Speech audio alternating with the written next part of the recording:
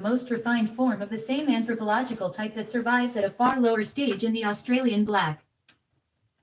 My further contention is that both issued from Inner Africa as the human birthplace, and that Egypt itself is old enough to be the mouthpiece of the first articulate language, the oldest intelligible witness to the natural genesis of ideas, and the sole adequate interpreter of the primary types of thought.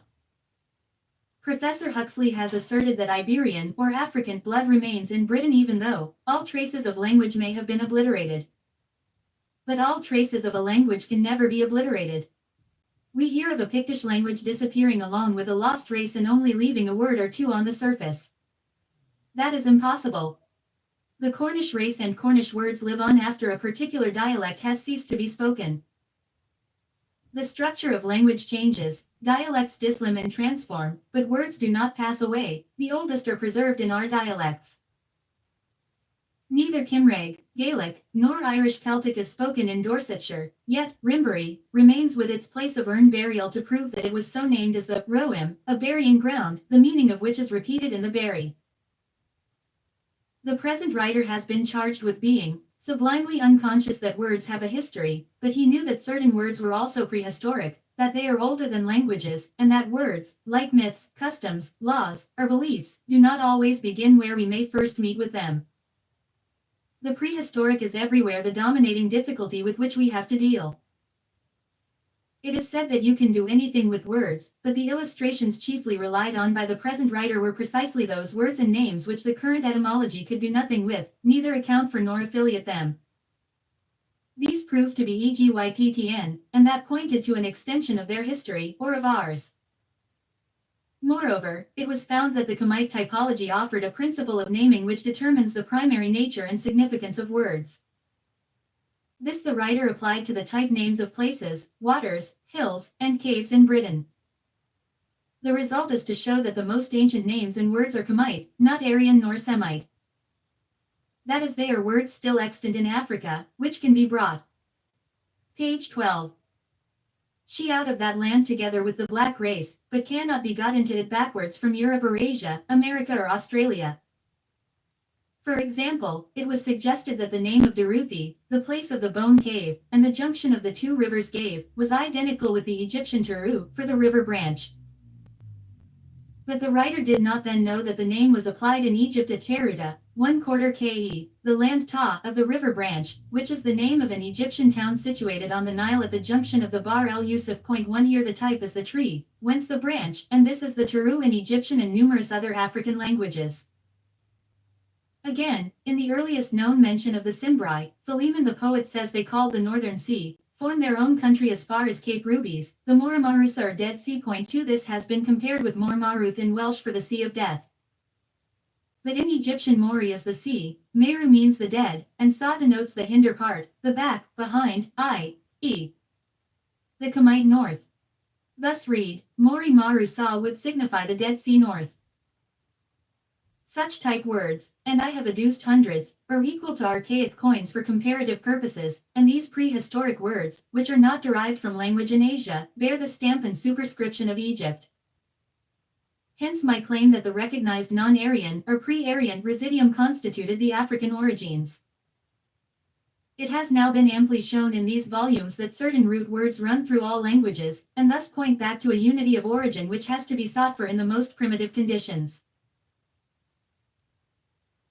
The main thesis of my work includes the Khamite origin of the pre-Aryan matter extant in language and mythology found in the British Isles, the origin of the Hebrew and Christian theology in the mythology of Egypt, the unity of origin for all mythology, as demonstrated by a worldwide comparison of the great primary types, and the Khamite origin of that unity, the common origin of the mythical genetrix and her brood of 7 elementary forces, found in Egypt, Akkad, India, Britain, and New Zealand, who became chronotypes in their secondary, and spirits or gods in their final psychotheistic phase, the Egyptian genesis of the chief celestial signs, zodiacal and extra-zodiacal, the origin of all mythology. 1 Champollion, L'Egypte sous les pharaons, Tom.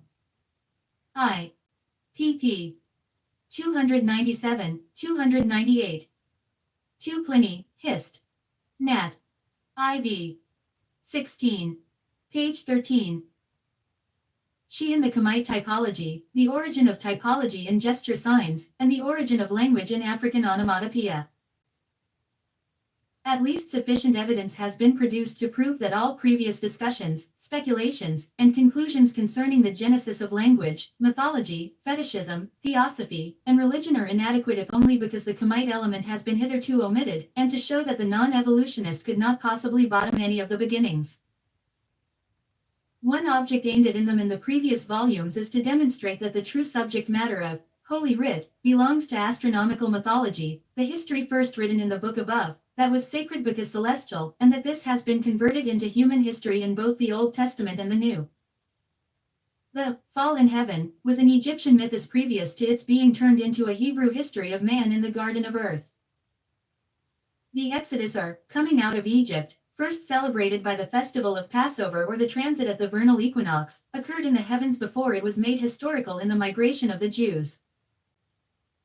The 600,000 men who came out of Egypt as Hebrew warriors in the book of Exodus are 600,000 inhabitants of Israel in the heavens according to the Jewish Kabbalah, and the same scenes, events, and personages that appear as mundane in the Pentateuch are celestial in the book of Enoch. It was my aim to be foundational and accomplish a work that should be done for the first and last time, to ascertain how the oneness in primitive thought bifurcated in duality and was differentiated in expression by visible and audible signs, how natural gestures got stereotyped as ideographs and hieroglyphics, why the letter should win the foremost place in the alphabet, why mankind should come to worship a supposed divine being alleged to divide all things into three, as a mode of representing its own triune nature. All through the object was to reach a root representation of the subject matter. Evolution teaches us that nothing short of the primary natural sources can be of final value, and that these have to be sought in the totemic and pre-paternal stage of sociology, the pre-religious phase of mythology, and the anti-alphabetic domain of signs and language. One clue to the writer's mode of elucidations may be found in his treatment of mythology as the mirror of prehistoric sociology, and his beginning with the mound of the motherhood. Page 14. XIV preceded a knowledge of the individual fatherhood. Also, such phrases as serpent worship, tree worship, water worship, and phallic worship have but little meaning from the present standpoint. Nowhere did the cultus originate in religion, but in a system of typology, a primitive mode of expression, a means of representation. The natural need of making signs by gesture language led to the gradual adoption of certain things that were used as typical figures, a medium for the exchange of meanings, the earliest current coinage ever stamped and issued from the mint of the mind. Such types were adopted for use, and became sacred in the course of time, the fetishistic or religious being their final phase. The present writer has sought for the natural genesis of the primitive mode of expression which created the types that were continued in the typology that is held to be fetishistic in Africa but religious in Europe. The oldest types, like the serpent, tree, or water, were feminine at first, not because the female was then worshipped, but because the motherhood was known before paternity could be identified. The serpent sloughed periodically, so did the female. The tree was the producer of the fruit, as was the female. Water was the female founder source. The ancestral spirit that preceded the individual ancestor, which was represented as creating or continuing by transformation of itself, might come to be typified by the serpent that sloughed and renewed, because a type once founded could be variously applied, but the serpent was a feminine typograph from the beginning, and only the natural genesis of the type will enable us to interpret the later typology. Much of my matter has been fetched from far, and may be proportionately long in obtaining recognition. Being so remote from ordinary acquaintanceship, it could not be made familiar at first sight by any amount of literary skill. The appeal has to be continually made to a lapsed and almost lost sense of the natural genesis of ideas, customs, and superstitions. Nothing short of the remotest beginnings could sufficiently instruct us concerning the origin of religious rites, dogmas, and doctrines that still dominate the minds of men without being understood, and years of intense brooding had to be spent in living back to enter the conditions and apprehend the primary phases of the nascent mind of man, so as to trace the first laying hold of things by the earliest human thought of which the cave dwellers of the human mind have left us any record, and the writer believes that no such sustained, or at least. Page 15. XV prolonged and elaborate endeavor has hitherto been made to interpret the mind of primitive and archaic man by means of the types, found to be extant from the first, which are herein followed from their natural genesis in phenomena to their final phase of application. To trace the natural genesis of mythology and typology is to write a history or present a panorama of man's mental evolution, and every type portrayed or traced in these pages proves the lowly status of the beginnings, and tends to establish the doctrine of mental evolution in accordance with the physical. My work is written long and large, and the evidence is faithfully presented in every part for each conclusion drawn, so that the reader may test its truth. Indeed, a certain absence of personal showmanship or explanation by the way in marshalling the long array of data may be set down to a dominant desire that the serried facts should speak for themselves and tell their own tale as far as was possible. A judgment of facts is now asked for, not belief in a theory, the judgment of those who have time and patience to study and the capacity to comprehend.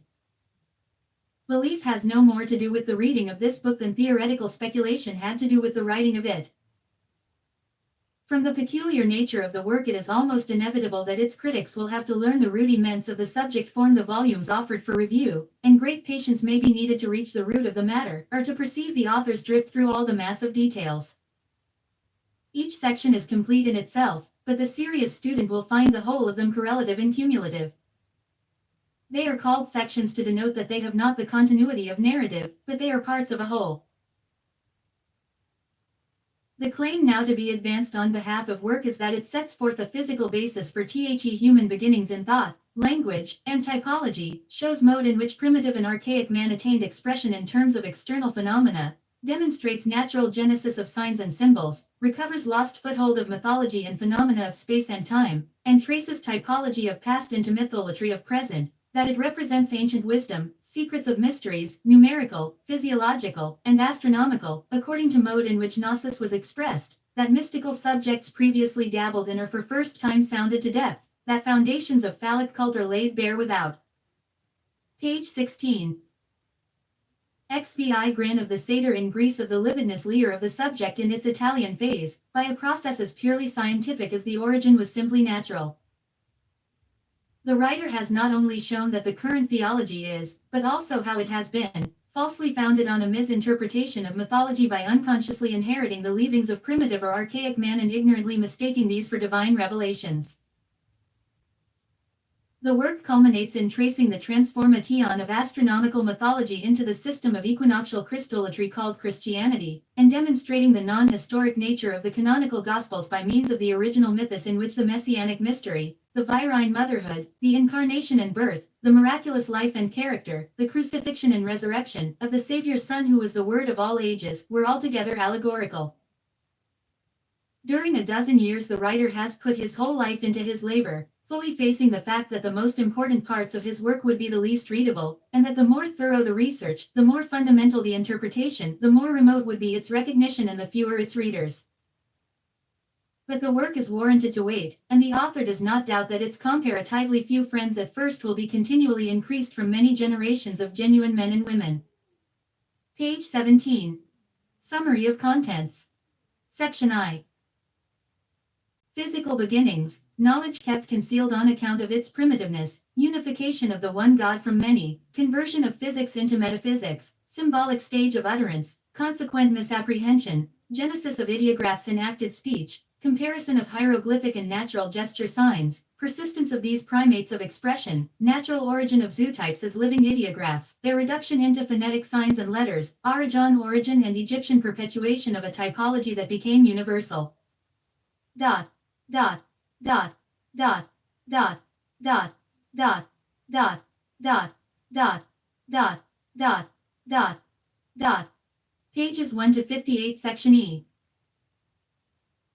Totemic typology and customs. Zootypes made stellar. The zoological masquerade. People acting in the character of their totemic prototypes show what beasts they are. Animal modes of salutation continued by primitive man. The sneeze a sign of soul. Customs of covenanting, opening at puberty, modes of distinguishing the sex, types of virility, consequent customs and surviving superstitions, capture in marriage, rites of puberty, transfer of customs from the time of young man making to childhood, their loss of meaning, reckoning from the left hand first, primitive sociology, interpretation of Kuvade, origin of the Trinity in lunar phenomena, ancient customs explained by Egyptian symbolism.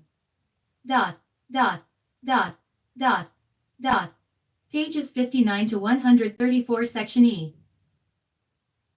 Origin of the myth in a twofold phase of fact, beginning identical with opening and bifurcating into duality, hence the two truths of Egypt, difference in sex enacted before languages could denote it, external phenomena expressed according to the two truths, water and breath the two factors of being, existence of breathing out of the water, consequent customs and beliefs, heaven the water above, the two waters of light and darkness, life and death, the pool of the twin waters localized in various lands, mystical feminine phase and bloody sweat of the solar god, the two truths in masonry and metaphysics.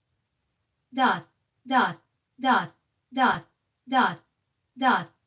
Pages 135 to 184 section IV. Beginning with bifurcation demonstrated by digital reckoning, the hand and other types of numbers, the mother first, child second, pubescent male third in series, 4 quadrupedal, the all represented by number 10, one name for diverse types of pubescence in many languages, the tree type of oneness and thigh type of the branch, opening and dividing being identical with founding. Dot, dot, dot, dot, dot, dot, dot, dot, dot, dot, dot, dot. Pages 185 to 234. Page 18. Summary of contents. XVIII section verses. Origin of language and gesture signs in involuntary sounds, rudimentary articulation extant in Africa, examination of Grimm's law, the ideographic phase of language preceding letters, embryonic unity and specialization on lines of variations, persistence of primary types, limited nature of primordial onomatopoeia, origin of words in conscious repetition of the same sound, aboriginal sounds that passed into words, only 7 needed for the roots of languages, the regenesis in the morphology of later words, the calf-apis typical hand and tongue of speech, the evolution of 7 vowels formed 7 consonants and from 7 words first formed by repetition of the same sounds, preserved and practiced as one of the religious mysteries.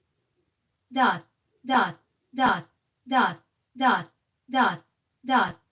Pages 235 to 291 section B.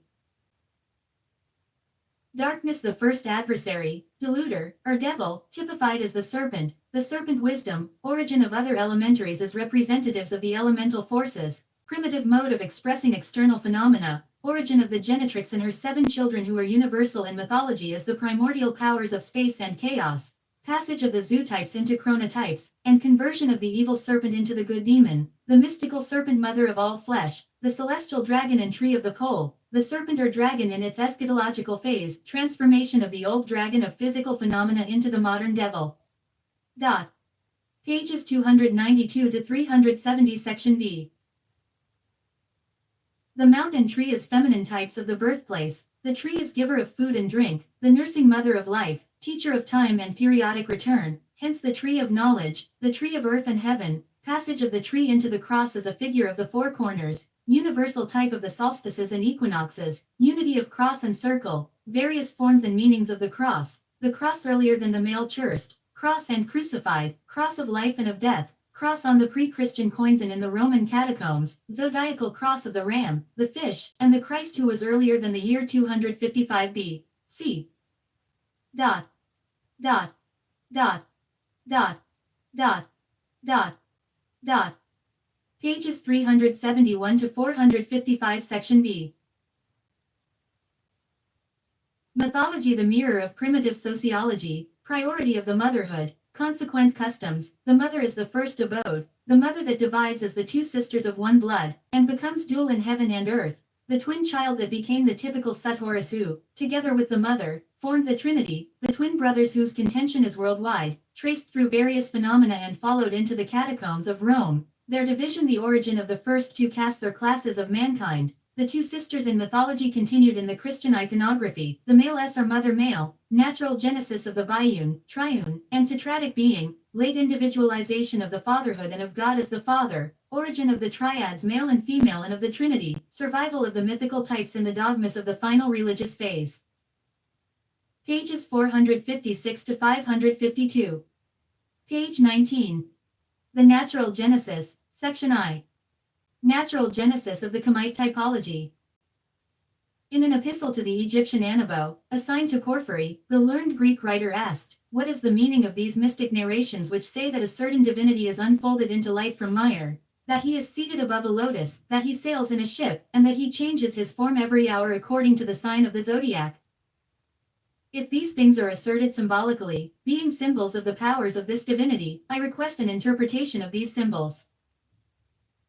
According to Proclus, in his commentary on the Aeneid of Plotinus, Jamblichus wrote his work on the mysteries as a reply to the pertinent questioning of Porphyry. 1 But Jamblichus, like so many who have followed him, began with things where he first met with them, on the surface, in their latest phase.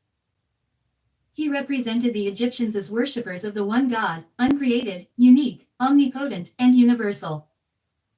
He starts with this as their starting point, and affirms that all the other gods of the pantheon are nothing more than the various attributes and powers of the Supreme Personified.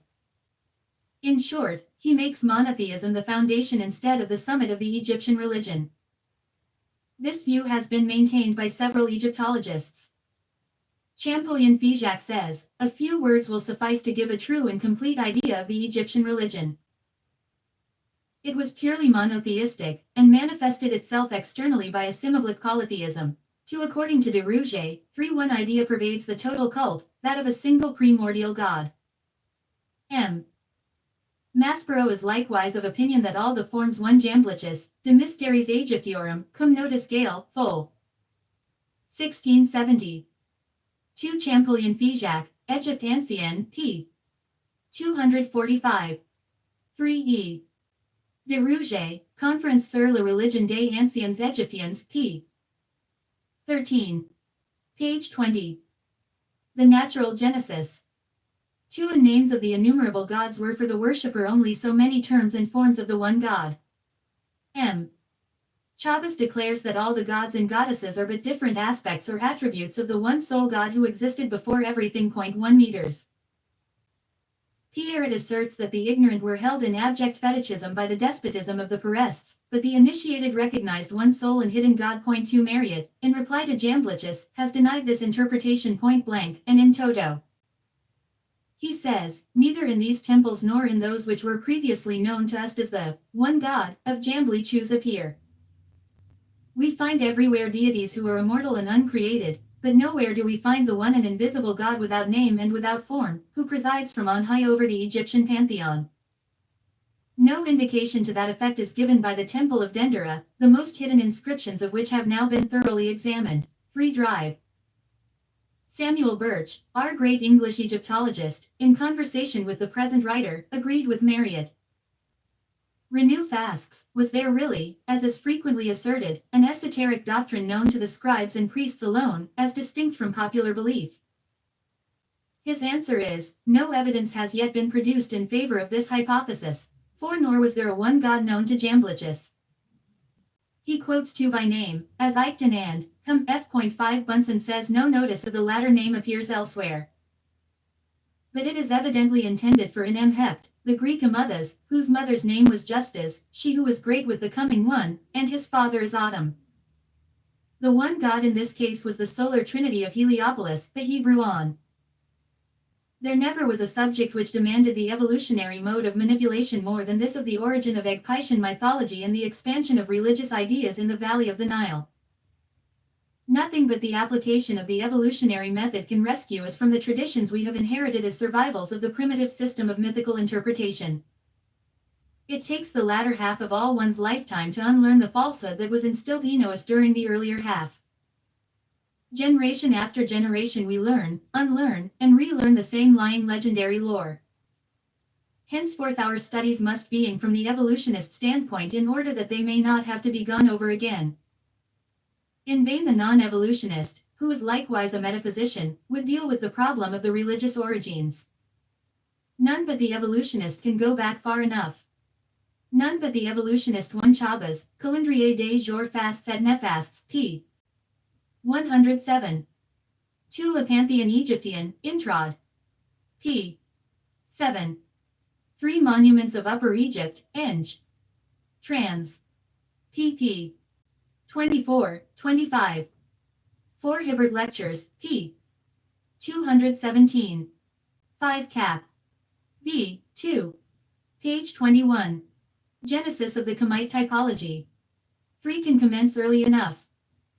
None but the evolutionist is entirely free from the falsehood of the fall, and the hallowed beginning at the wrong end of things, called the creation. Only the evolutionist can present the facts in their natural sequence and the true order of their development. The non-evolutionist can begin at any time, and anywhere, except at the right place.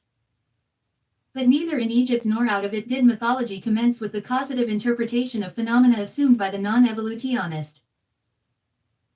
Reverence for an unseen power apprehended as mind and conscious cause was preceded by a recognition of powers and potencies in nature exterior and superior to men, which were estimated by the force of their physical manifestation, and the fear and dread of these were operative long ages before the existence of that reverence which can be called religious, that which Shakespeare designates the angel of the world.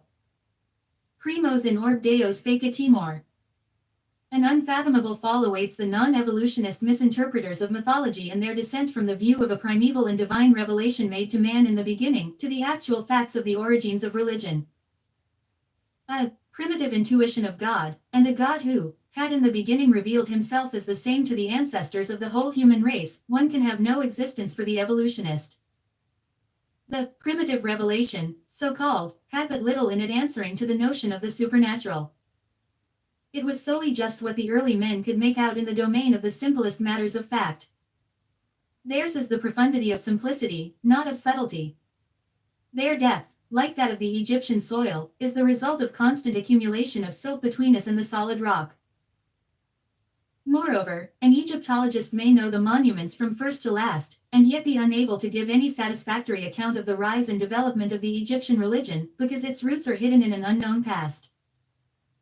All that is out of view and untested by the comparative process. Egypt comes into sight upon a summit of attainment. The non-evolutionist is still infected with the notion of a primeval monotheism and a lapse into polytheism and idolatry, whereas mythology arose out of typology, and religion was developed from the mythology, not the mythology from religion, but to begin with a conception of the one hidden God as to make religion precede mythology. A religion had been established in the time of the earliest monuments, but the mythology no more beings at that point than the Nile springs in Egypt. M.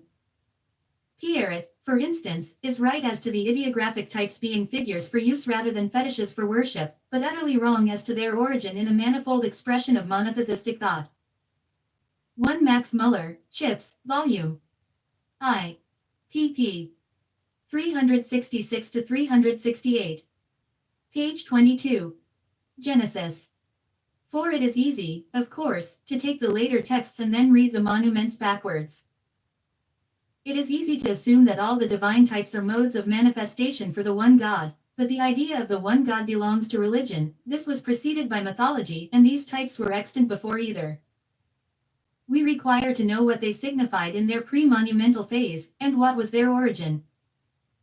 We cannot tell who or which the gods are until we have ascertained what they represented or typified, in short, what was their natural genesis. Egyptologists who talk of the one primordial God as the father of souls, never seem to recognize the fact that the individual fatherhood was comparatively late as a human institution, and that the father could not be recognized in heaven before he had been discovered on earth. There is no fatherhood in the first pleroma of gods, who are a family of 7, born of the genetrix of gods and men. Those of the 7 that can be traced, such as Sut, Kebek, Kak, Kafit Shu, and Horus, had no father. Hence, when we do get back to a one god on any local line of Egyptian mythology, it is the mother alone, and not the father, we find to be the first. No matter which cult we question, the genetrix of the gods precedes the primordial god, whether as Tort, the mother of the revolutions, who presides in the birthplace at the center, or Neith, who came from herself, and who boasted significantly as say that her peplum had never been lifted by the male generator, or Mut, Ankh, or Hather. The mother is everywhere first and foremost, as she was in nature when the bringer forth was observed and typified long before the human mind could enter into the realm of creative cause, or the fatherhood had been established.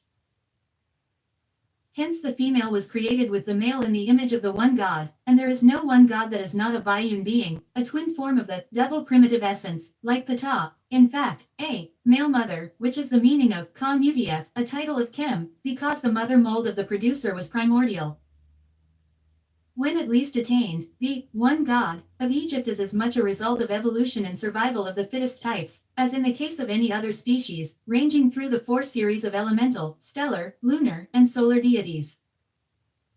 The unity is final, not initial, and when the one has been aggregated from the many, which is the sole followable process of attaining unity, the last result is a dual deity who brings forth from and with the womb.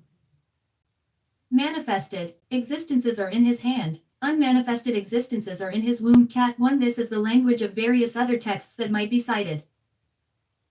If there be alone and only God, according to the language of certain inscriptions, a father of beginnings endowed with all the attributes of the sole God, it is Amen-Ra, the hidden sun.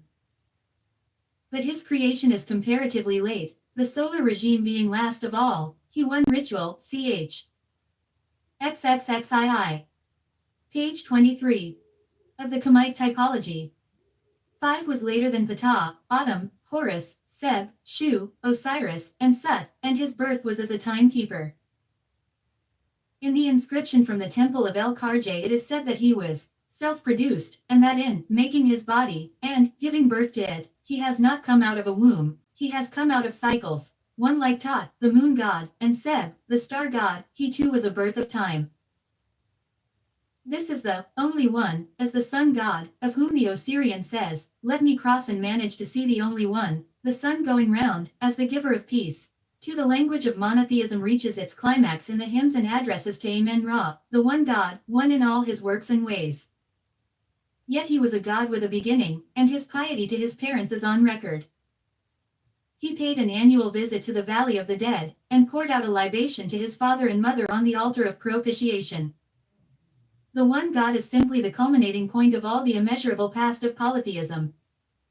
The world of sense was not a world or symbol to the primitive or primeval man.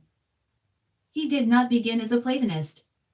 He was not the realizer of abstractions, a personifier of ideas, a perceiver of the infinite. In our gropings after the beginnings we shall find the roots of religious doctrines and dogmas with the common earth, or dirt even, still clinging to them, and showing the ground in which they grew.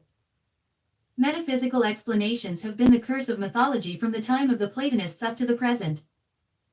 All interpretation is finally futile that is not founded on the primary physical phenomena. Fortunately, this basis of the earliest thought is more or less extant in the types that have been left us to interpret as best we may, and on this concrete foundation we have to build. Nor is there any origin of religion worth discussing apart from these foundations of mythology which are verifiable in the phenomena of nature. Instead of a monotheistic instinct, or a primeval revelation of the one God, mythology exhibits a series of types as the representatives of certain natural forces from which the earliest gods were evolved, and finally compounded into a one deity, who assumed their attributes as his manifestations and thus became the supreme being and God over all. It will be demonstrated that Egyptian mythology began with the typifying of 7 elements or 7 elemental forces, such as fire and water, earth and air, born of the Typhonian genetrix, as the abyss.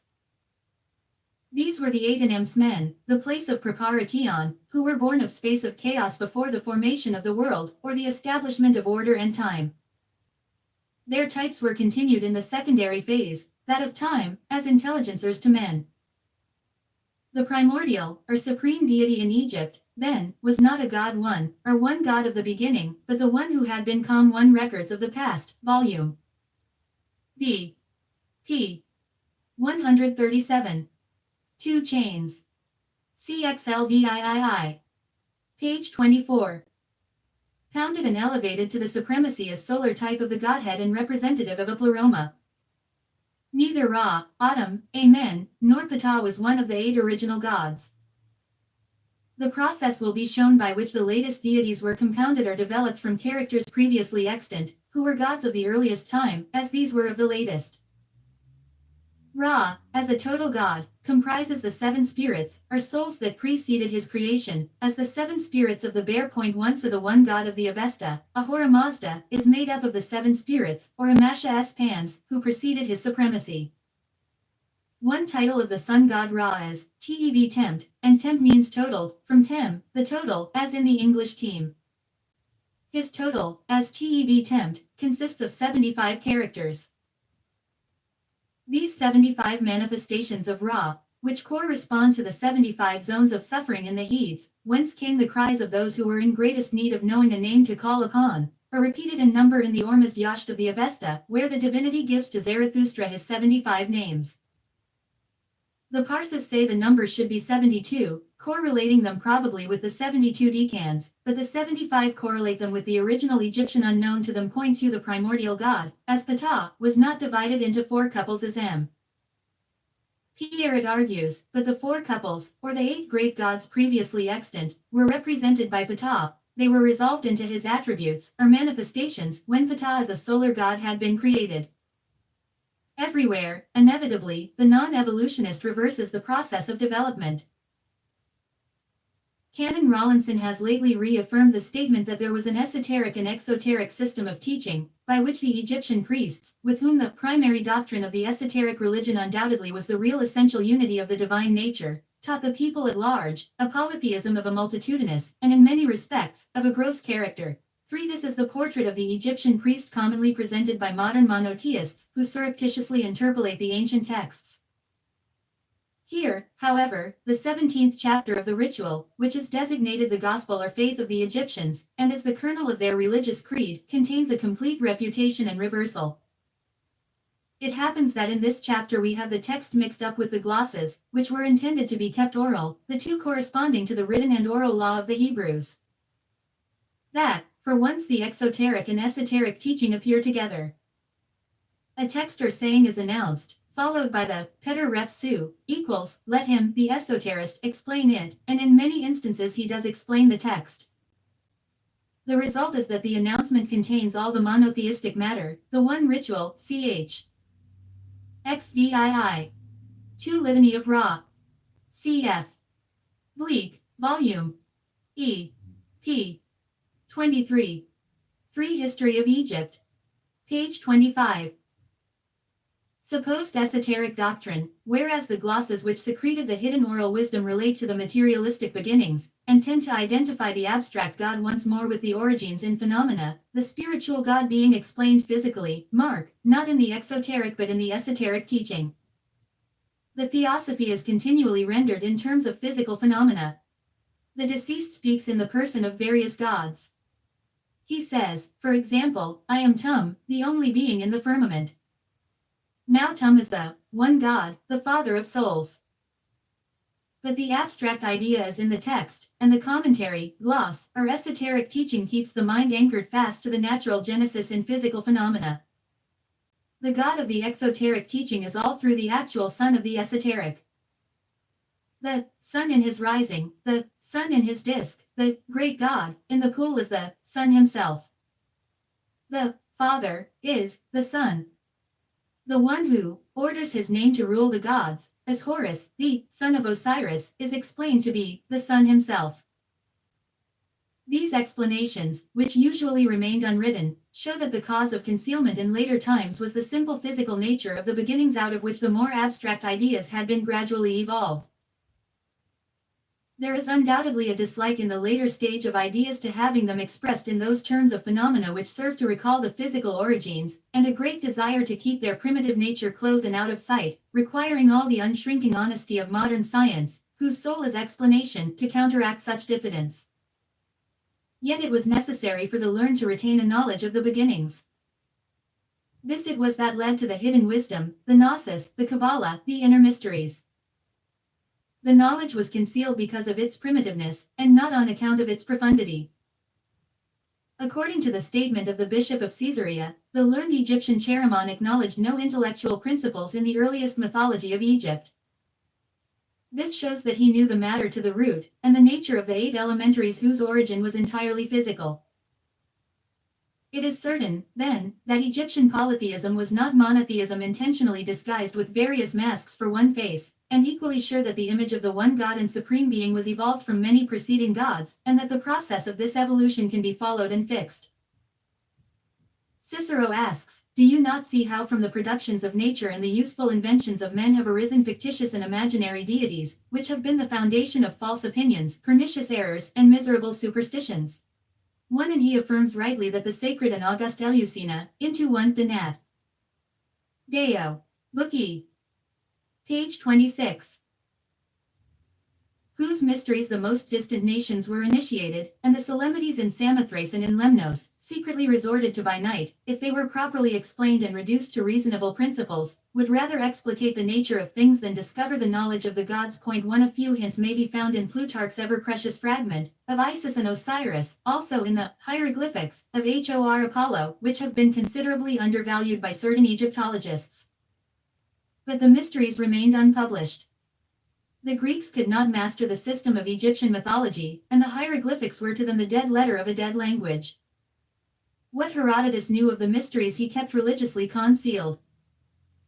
What Plato had learned made him jealous of the allegories to which he did not possess the clue, but he would have banished the poems of Homer from his Republic, because the young would be unable to distinguish between what was allegorical and what was actual, exactly on the same ground that many sound thinkers today would banish the Bible from our schools for children.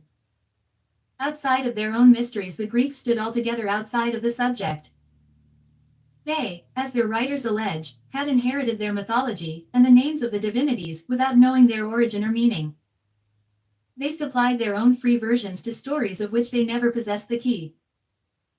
Whenever they met with anything they did not understand, they turned it the more effectively to their own account. All that came to hand was matter for metaphysics, poetry, statue, and picture. They sought to delight and charm the world with these old elements of instruction, and with happy audacity supplied the place of the lost nature of mystic meaning with the abounding grace and beauty of their art. Nothing, however, could be more fatal than to try to read the thoughts of the remoter past through their eyes, or to accept the embellishments of these beautifiers for interpretations of the ancient typology, and the reproduction of the primitive myths from the Aryan stage of language in Greece is on a par with the modern manufacture of ancient masters carried on in Rome. In his commentary on Plato's Politics, Proclus, speaking of the symbolism of the ancients and their sacerdotal system, says truly that from this mythology Plato himself derived or established many of his peculiar dogmas. Point to the utterly misleading way in which Egyptian physics were converted by Plato and his followers into Greek metaphysics makes Platonism only another name for impostor. Time, says Plato finally, is the moving image of eternity. But the foundation of the image is planetary, or stellar motion, and on this basis of visible things he sought to establish all that was invisible, and build up the human one on the nature of the gods. Book I. C. 2 Taylor, p. Page 27. Soul backwards, according to the celestial geometry of the Egyptians. 1 Philo complains that the Greeks had brought a mist upon learning which made it impossible to discover the truth. 9 Soul backwards, according to the celestial geometry of the Egyptians. 1 Philo complains that the Greeks had brought a mist upon learning which made it impossible to discover the truth. The same charge may be substantialized on other grounds against his own countrymen. In India the myths have been vaporized. Their poets are at play with the shadows of ancient things, and the mere fringe of phenomena. It is not that the mythical characters in the Vedas have not yet been evolved into a definite form. It is not the indefiniteness of beginning that we find there, but of dissolution. The definite representation was earlier, and in the Vedas the shapes are in process of dislimning and being evaporated into doctrinal abstractions. The concrete facts of early earth are passing off into the fading phantoms of cloudland. The decadence of mythology is to be found in the Greek poetizing, Hebrew euhemerizing, and Vedic vagueness. What the myths have to tell us depends on their having preserved the earliest shape. They have reached their decay when made to speak falsely through the interfusion of later thought. They preceded our civilization, are not a birth of it, nor a descent from it, and their value is in proportion to the marks of their origin which have not yet been worn off them. It is with mythology as with language. In vain we look for the lost likeness of language simply in the structure of 1,000 languages. The genius of languages has been at work for countless years to diversify and divaricate in structure. We must seek the primitive unity in the original matter of human thought, and in the earliest modes of expression, and the further we go back the nearer we shall find ourselves approaching to the origin in unity, for the bole of the tree is extant as well as the branches above and the roots below. It is solely in the symbolic stage of expression that we can expect to recover the lost unity. This is persevered in the gesture signs, ideographic types, the origin of numbers and the myths, the imagery scattered over the world that still remains unread by us, and in the religious rites and ceremonies, popular customs, and other practical forms of typology which have been wandering dispersely about the earth. Any single shape of registered tradition is no absolute guarantee for fidelity to the lost original. It is, as it were, only an individual memory. We have to appeal to the memory of the whole human race, by gathering up the scattered fragments and various versions of the general tradition. Many incoherent witnesses may testify to one truth when we are in possession of the clues. Their disconnected evidence is all the more express when they are too unconscious to connive. We shall find the human race has kept its own buried records of the prehistoric pre-literary ages almost as faithfully as the earth its one see, especially that Timaeus, with Proclus's commentary. Page 28. Geological Register. So far from the process having corrupted or dissipated the ideas entrusted to its keeping, as Gibbon alleges, these have been preserved because they were branded and bitten into the memory more permanently than they could have been stamped in metal or engraved in stone. The most perfect, that is the most primitive, forms of the myths and symbols out of Africa are those which for thousands of years have been kept by living memory alone. Having to trust to the memory in the absence of written records, the oral method of communication was held all the more sacred, as we find it in the ancient priesthoods, whose ritual and gnosis depended on the living memory for their truth, purity, and sanctity. It was the mode of communication from mouth to ear, continued in all the mysteries, including Masonry, that monotheism and polytheism. In Sanskrit, the tradition which has been borne in mind from the beginning, delivered by mouth and learned by ear, to live in memory alone, is smriti. Sruti, a form of the same word, Seinfes hearing. Sem, in Egyptian, also denotes hearing. Rut means repeated, and on this hearing of the oral wisdom has been based a theory of the Vedas having been communicated by audible revelation. But the revelation was simply made from mouth to ear. So ancient was this mode of making sure of the treasures of knowledge, so deeply were these engrafted in the mind, so painfully scored in the flesh by the marks and symbols of tattoo, as if one should bury his jewels in his own body for a safe. So permanently was the record inscribed that it still lives and underlies all literature or artificial registers in the world. It reaches down to the origins of human thought, however far from these we may be who dwell on the surface today, where we keep our own written records of the past. This matter, preserved by the universal memory, belongs to the symbolic stage of expression, and can only be understood by reverting to the symbol. The symbol is the true Tower of Babel and point of dispersion in language. The symbolic extends beyond the written or the spoke language of any people now extant. With the Chinese, for example, their symbols can be read in various parts of the empire by words and sounds so entirely different that the speakers who interpret the typology cannot understand each other when they talk. The symbols underlie two other languages, and at that department the scattered readers meet once more. So it is with the typology of tattoo. The African Owaros and the Bases do not speak one language, but they have the same tattoo mark, and it is the line of a connection earlier than their language is spoken at the present time. Point 1. The Khoi, or Hottentots, form one branch of a widespread one Kol, Introd. Page 29. Race which has been divided into ever so many tribes. These differ totally in languages, but they preserve a primeval relationship in the use of certain peculiar sounds, of which the clicks constitute the essential part. Point 1. Among the Tembus, Pondos, Zulu, Ashantis, Fantas, and various other African tribes there are many people of the same family title.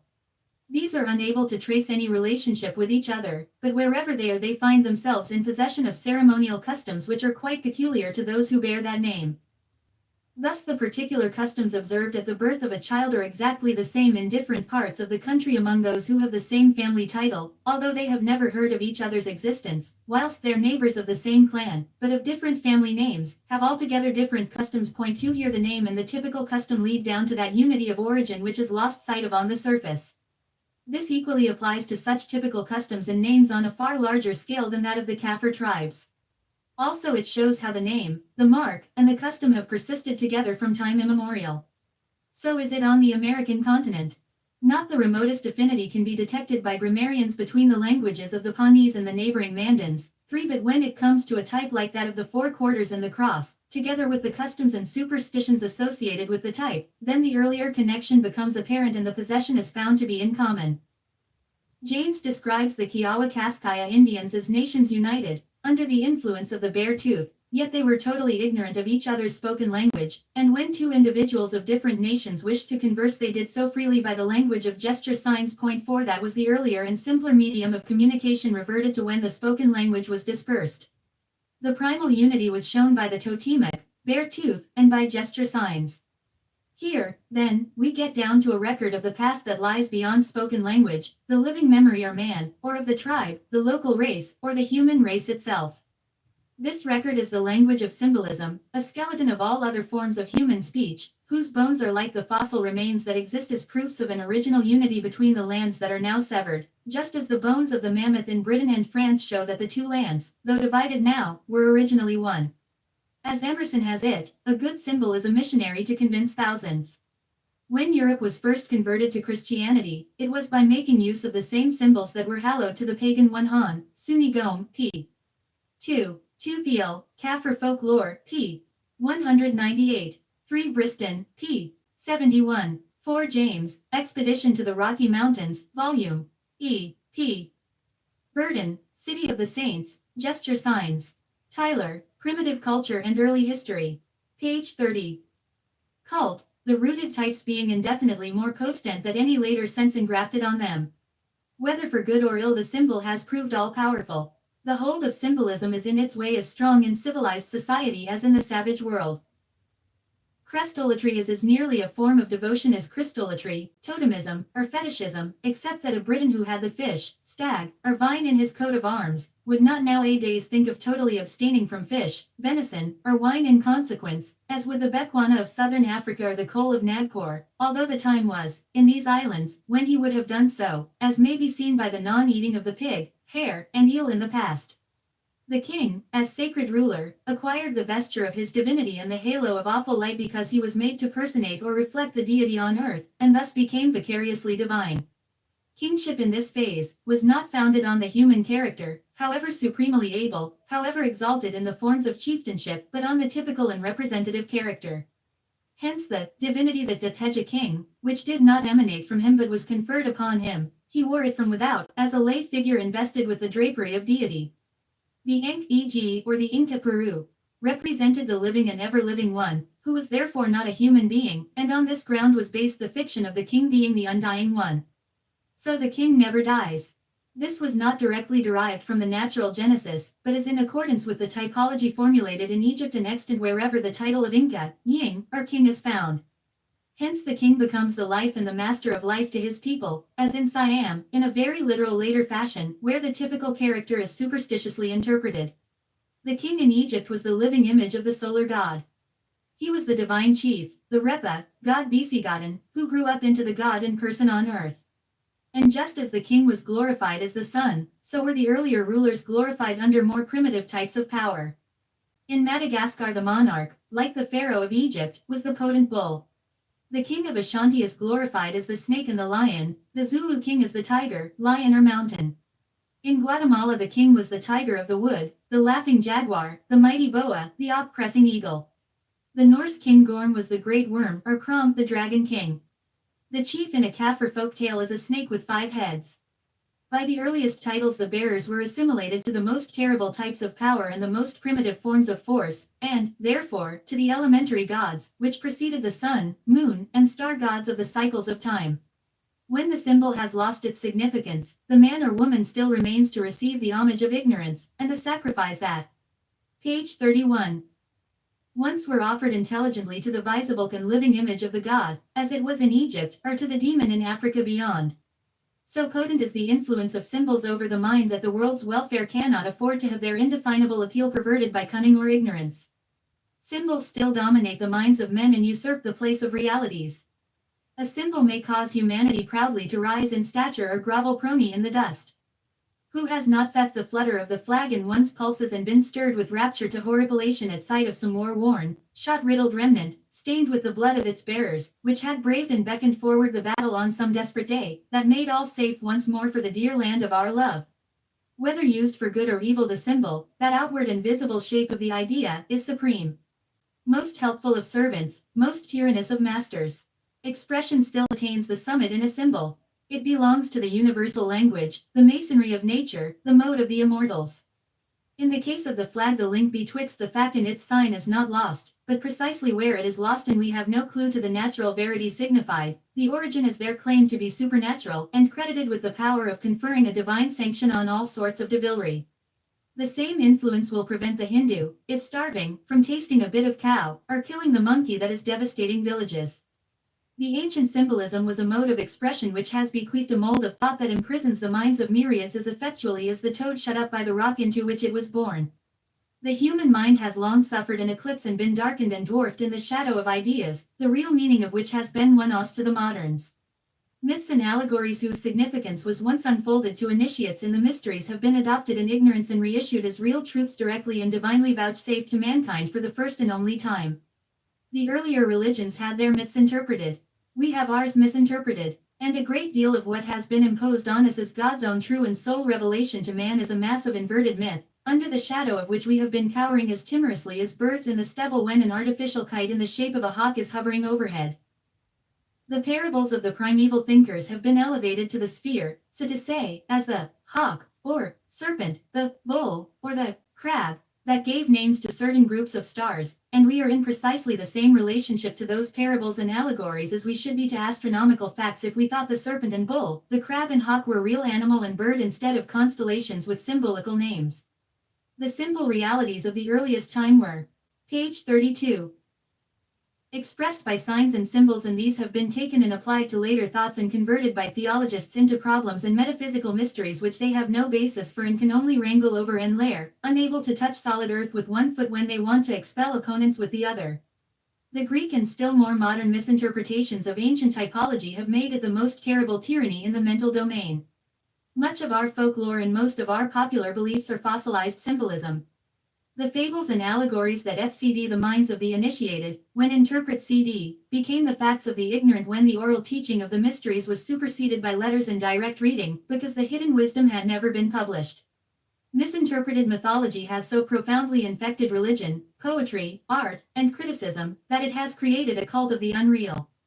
Unreality is glorified, called the ideal, and considered to be poetry, a mocking image of beauty, that blinds its followers until they cannot recognize the natural reality. In the great conflict of the age between the doctrine of evolution and the dogmas of mythology, between the marvelous and the impossible, our art and poetry are continually found on the side of the mytholators. The myths still furnish lay figures for the painter and poet, and lives are spent in the vain endeavor to make them live by those and for those who have never knmm what they signified at first. Youth yet falls in love with them, and has the desire to reproduce. Humanity is recast in the present according to a lion-browed, ape-toed Greek type of the past described later on, and the humanly heroic is superseded by the counterfeit divine. The prostitute of primitive intercourse, the great harlot of mythology, is continued as a supreme personage in poetry, whether as Helen of Troy or Guinevere of Britain, or Isolde of Brittany, the Welsh Iseult, ONC of the free unchaste maidens of British mythology. It is on the assumption that these lay figures of poetry, art, or religion, were human once that an interest is taken in them now. But the assumption is false, and falsehood, however attractive, is always fraudulent. These divinities of the bygone time may serve to beguile the children of today as dolls for dandling, but they are outgrown by all who have attained the stature and status of real men and women. Shakespeare, we are told, has no heroes. Happily, to a large extent he drew from nature instead of the models of mythology. The Jews are caught and confined in a complete network of symbolism, so closely woven round them that they are cramped and catalepsed into rigidity from long keeping of the same postures, and the interstices are almost too narrow for breath to pass through. So is it with the Muhammadan and Parsi ritual of rigid rule and ceremonial routine, a religion of form in which the trivial is stereo. Page 33. Typed for all time because of its mystical, that is emblematical, character. The world of thought is thronged with false births and malformations which were entirely bred of perverted typology. The theologicae doctrines of evil, the depravity of matter, the fallen nature of the flesh have no other basis and had no other beginning. Religion itself is sick and daily dying in the process of unliving and sloughing off that which has been imposed upon it by a misinterpretation of symbolism. It is not the ancient legends that lie, the creators of these did not deal falsely with us. The falsehood is solely the result of ignorantly mistaking mythology for revelation and historic truth. They did not teach geology in the ancient mysteries. The Christian world assumed that they did, and therefore it was found in opposition to scientific geology. They did not teach the historic fall of man in the myths. Theologists have assumed that they did, and consequently were found to be utterly opposed to the ascent of man unveiled by the doctrine of evolution. The earliest limits of the human mind have been reimposed upon it as the latest, in the name of religion, until it looks at last as if all that faith accepted is arrayed against and at enmity with everything that science affirms to be true. As the later people of many lands no longer recognize the Celt stones for things of human workmanship, but consider them to have fallen ready-made from heaven, so has it been with the simplest ideas of the primitive or archaic men which have been unrecognized Bekasu outgrown. These were picked up and preserved as divine. They are believed to have come direct from heaven and are treasured as such in that repository which is in reality the European Museum of the Khamite mythology. Nor were the symbolists insane as they appear to Max Muller. There is nothing of insanity, nothing irrational in the origins of mythology, WHCN. The subject is considered in the light of evolution. The irrationality arises from and remains with the non-evolutionist view. It may be affirmed here, thought it will be proved hereafter, that the ancient wisdom is not made up of guesses at truth, but is composed of truths which were carefully ascertained and verified, that the chief character of the myths in their primitive phases is a most perfect congruity and that they have the simplicity of nature itself. The only work of value left to be written on mythology or typology is one that will account for the facts upon which the myths and religions are founded by relating them once more to the phenomena in which they originated, so that we may know how and where we stand in regard to a beginning. That is now attempted. This work aims at getting to the root and discovering. Page 34. The genesis of those ideas that have caused more profound perplexity to the human mind in modern times, without benefit to the individual or the race, than all the problems solved by science, with its glorious gains and rich results for universal humanity. The idea of de Brosse is that these fetishes are anything which people like to select for adoration: a tree, a mountain, the ocean, a piece of wood, the tail of a lion, a pebble, a shell, fish, plant, flower, cow, goat, elephant, or anything else, is entirely erroneous as regards the origins. We might as well expect to select our words by the promiscuous heaping together of any of the letters at random. What he calls fetishes are types which were almost as much the result of natural selection as are any other things in nature. So little conscious choice had man in the matter, so slow was the process of adoption, so great the economy of means on the part of nature. But once evolved they were preserved as faithfully as any other types. De Brosse had no glimpse of the origin of symbolism which he called fetishism. Men did not set to select and adopt their symbols, they made use of things to express their thoughts, and those things became symbols in what grew to be a system of homonymism which was created by the human consciousness so gradually under the guidance of natural laws that individual authorship was unknown. Mr. Spencer has rightly denied that conscious symbolization is at the foundation of certain ceremonial customs and rites of what he terms ceremonial government. He has argued that there is just as little basis for the belief that primitive men deliberately adopted symbols as that they deliberately modern rules of social contract. Symbolism was not a conscious creation of the human mind, man had no choice in the matter. He did not begin by thinking his thoughts in intentional enigmas of expression. Necessity, the mother of invention, was the creator of types and symbols. The type is but a first pattern which becomes the model figure because it was first. Tepi, e.g., the type, signifies the first. The earliest signs that were made and adopted for current usage were continued as the primary types which had to serve for several later applications. We have to remember that doing was earlier than saying, and the dumb drama was acted first. When all allowance has been made for the influence of heredity, the deaf-mute who imitates faces and peculiar features and gestures to represent the likeness of certain persons is an extant specimen of the primitive and pre-verbal mimic. Naturally, picture-making by gesture signs preceded the art of picture writing or drawing of figures on the ground, on bones, stones and the bark of trees.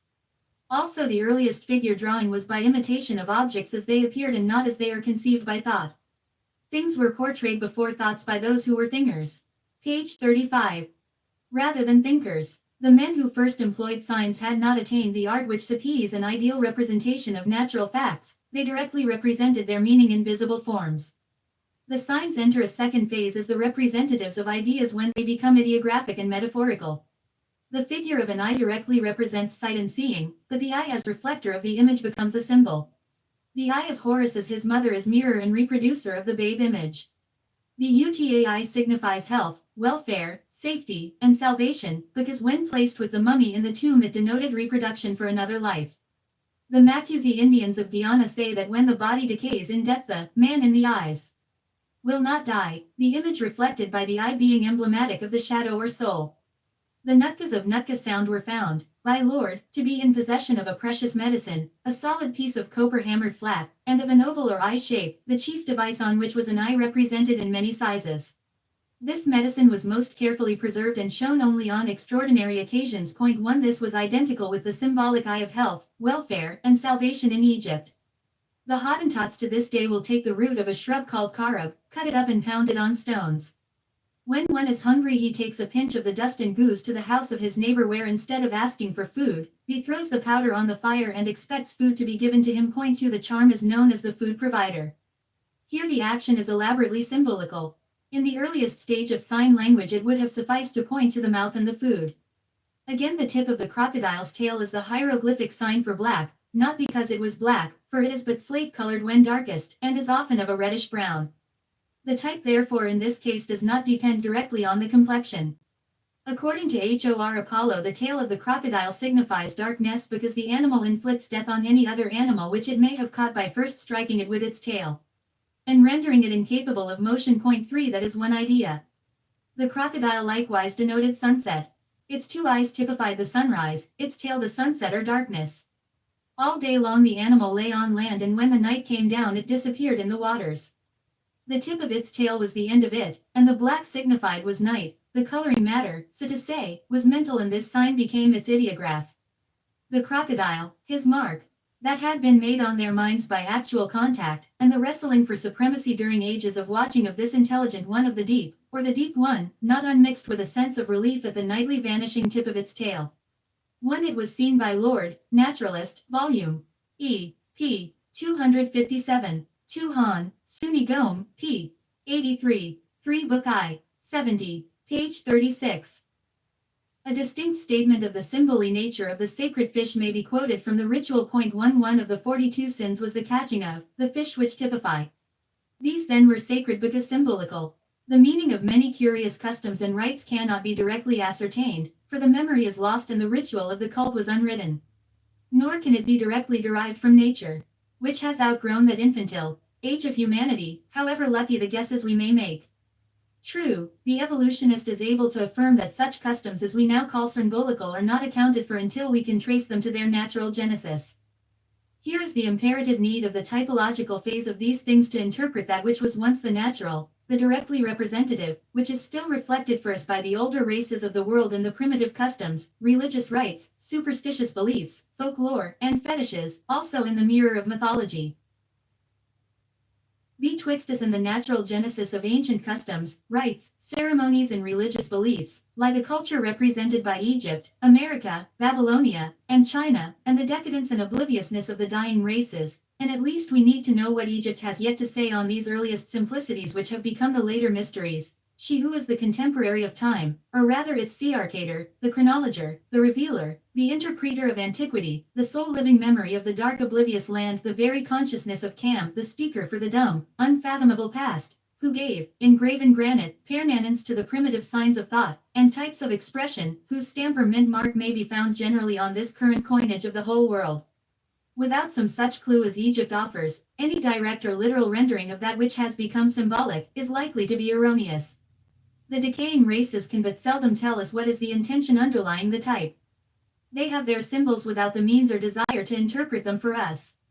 They have their thoughts, for which they do not find expression, their feelings, that may not be transfigured into thought, but for us they are dumb in the awful shadow of the past that hangs over them, and they cannot explain the meaning of its mystery. They have no interpreter between themselves and us for their language of symbols, and until these are understood we shall never understand them. We English mix with 250 million of natives in India, and can rule over them, but cannot comprehend them. Yet those natives who read the present work will penetrate its significance far more profoundly than the writer's own countrymen, whose knowledge is too late a creation, and whose minds live too extensively on the surface of the present for them to get on rapport with their remoter ideas, and establish any real camaraderie of relationship with the peoples of the far-off past. 1 Chain, CXXB, page 37. Egypt can help us to enter the primordial domain of human thought. Egypt or Cam is the parent of all primitive typology, and she alone can adequately explain it, as she was the great conscious recorder of that which had been unconsciously created for the commonest use in the inner African birthplace. What is here termed typology had its origin in gesture language, where a few signs supplemented by a few sounds served all purposes for expressing sensations, feelings, and ideas. Gesture language was, so to say, developed and made permanent in typology. The origin of both may be traced to the fact that men visualized thought in pictures, which they portray to the eye, and reflected things in their mental mirror long before they could speak in words, just as the deaf-mutes tell us they thought before mastering the alphabet of gesture signs. The origins of mythology, symbolism, and numbers have all to be sought in the stage of gesture language, which was the first mode of figuring an image. For instance, a pin made crooked to throw into the wishing well is a prayer made permanent. It is a survival of gesture language, a kind of drawing made by the dumb for the invisible powers to see. The sign can be interpreted by the hieroglyphic U10, a twisted bit of metal, signifying an offering, a libation, the appeal of sacrifice, therefore a type of prayer. Such sign language is yet extant, and is illustrated at a distance by the Chinaman who, failing to convey his meaning by words, will draw the ideographic character on the palm of his hand, or with his fan in the air, saying, "I mean that." Stanley tells us how the Waganda frequently have recourse to drawing figures on the ground to illustrate imperfect oral description, and that they show surprising cleverness in the truthfulness of their rough and ready delineations. The skill of the Bushmen, Kaffirs and some Negroes in the drawing and modeling of figures is a result of the primordial gesture language transferred from the air to solid earth. Leibniz has said that the writing of the Chinese might seem to have been invented by a deaf person, its formation was so near to that of gesture signs addressed to the eye. The oldest Chinese characters, 200 in number, are called Xianghing, that is, images or ideographic representations. A considerable number of Chinese ideographs are identical with the Egyptian. The most ancient Egyptian hieroglyphics are those which convey their meaning by direct representation or imitation. In a later phase these were still continued as ideographic determinatives, so that notwithstanding the development of the hieroglyphics the links are complete from the gesture signs down to the alphabet. Man invoking, praying, adoring, rejoicing, dancing, striking, building, sculpturing. Tilling the ground, fighting, reposing, ruling, carrying, walking, old man and young child, are represented directly. Page 38. In the act of making the appropriate gesture signs or visible speech which all men can read at sight. Things belonging to sight are indicated by an eye. An arm outstretched CD is the sign of offering and making a present. The ear is an emblem of listening, hearing, judging, the nose, of breathing, smelling, and the delight of life or existence. A pair of legs going denotes the transitive verb, and the legs in transitu were first. A comparison of certain Egyptian signs with those of the North American Indians tends to the conclusion that they had a common origin. 1. The Egyptians engraved such hieroglyphics in granite and the Indians still figure them in the air. But the typology is at times identical and the two continue to meet in one and the same meaning. With the Indians one sign serves to convey several meanings according to a prototypal idea. The index finger lifted above the face signifies over, heaven, great spirit, and day, or today. So in the hieroglyphics Hur, the sign of heaven, denotes above, over, superior, a spirit, and the same word means day. Thus, one form of the sign is the face Hur above, and the Indian sign is made above the face. In making the signs for day, morning, noon, tomorrow, or yesterday, the subject must face the south with his back to the north, and right hand to the west. This attitude shows the Sabaean and pre-solar standpoint in which the south was the face and front and the north the hinder part, whereas in the solar reckoning the east was the front and the west was the back. In Egyptian imagery the south is the front, the north the hinder part. The male emblem is the ba who denotes the front, and is the figure of before. The female is the image of behind and the hinder part, probabia in relation to primitive usage, when woman was as the animal. This typology is illustrated by the Bongos, who bury the male facing the north, or frontwise, and the female facing the south or hinderwise, according to Thr Hemmitt Recom. It is probable that the Indian sign of before is an equivalent for the Egyptian ideograph. The left hand representing an imaginary line, the action of the right makes it the front, or before, the forefinger is pointed outward, and the hand thrust forward forcibly and rapidly. These gestures tend to identify the original meaning with the Egyptian masculine sign. When the Indians, according to Dunbar's list of gesture signs, denote the man by closing the hand and with the extended forefinger drawing a line down over the stomach from the upper to the lower part of the body, they are indicating the male as the front one, just as the Baku hieroglyphic of the male signifies one. Introduction to the Study of Sign Language Among the North American Indians, by Garrick Mallory, Washington, 1880. A collection of gesture signs and signals of the North American Indians, by Garrick Mallory, 1880. Sign Language, by Garrick Mallory, 1881. Page 39. Before. Behind is portrait by making the gesture for before, and then swinging the hand backwards from the thigh, with a motion quick end as the hand goes back. Point 1 behind keeps the north, or k hep the rump is represented in the hieroglyphics by the hinder thigh. The typology or the left is the lower hand, the feminine half, corresponding to the hinder part and the nethermost of two, runs through all the Indian signs. The lower, hinder part, and the left hand are feminine in the quarters north and west. The Indian sign for the female squaw is made by passing the flat extended hands with fingers joined down the sides of the head as far as the shoulders to denote long hair. Then the left hand is held transversely before the body, pointing to the right. The right hand, index, downwards, is then passed beneath the left hand along the abdomen, and the sign is made which signifies, of woman born. 2 inches below, as with the Egyptians, is identical with the left hand, the indicatory movements being made with the left, or lower, hand, palm downwards, and the eyes kept looking down. Also to rub the back of the left hand with the fingers of the right, is a sign of black, Dakota, for the lower, night side, the English car hand, for the left hand, and car land for low land. This identifies the left hand, the car hand, with the car, or car e.g., of the lower, the night side, the dark.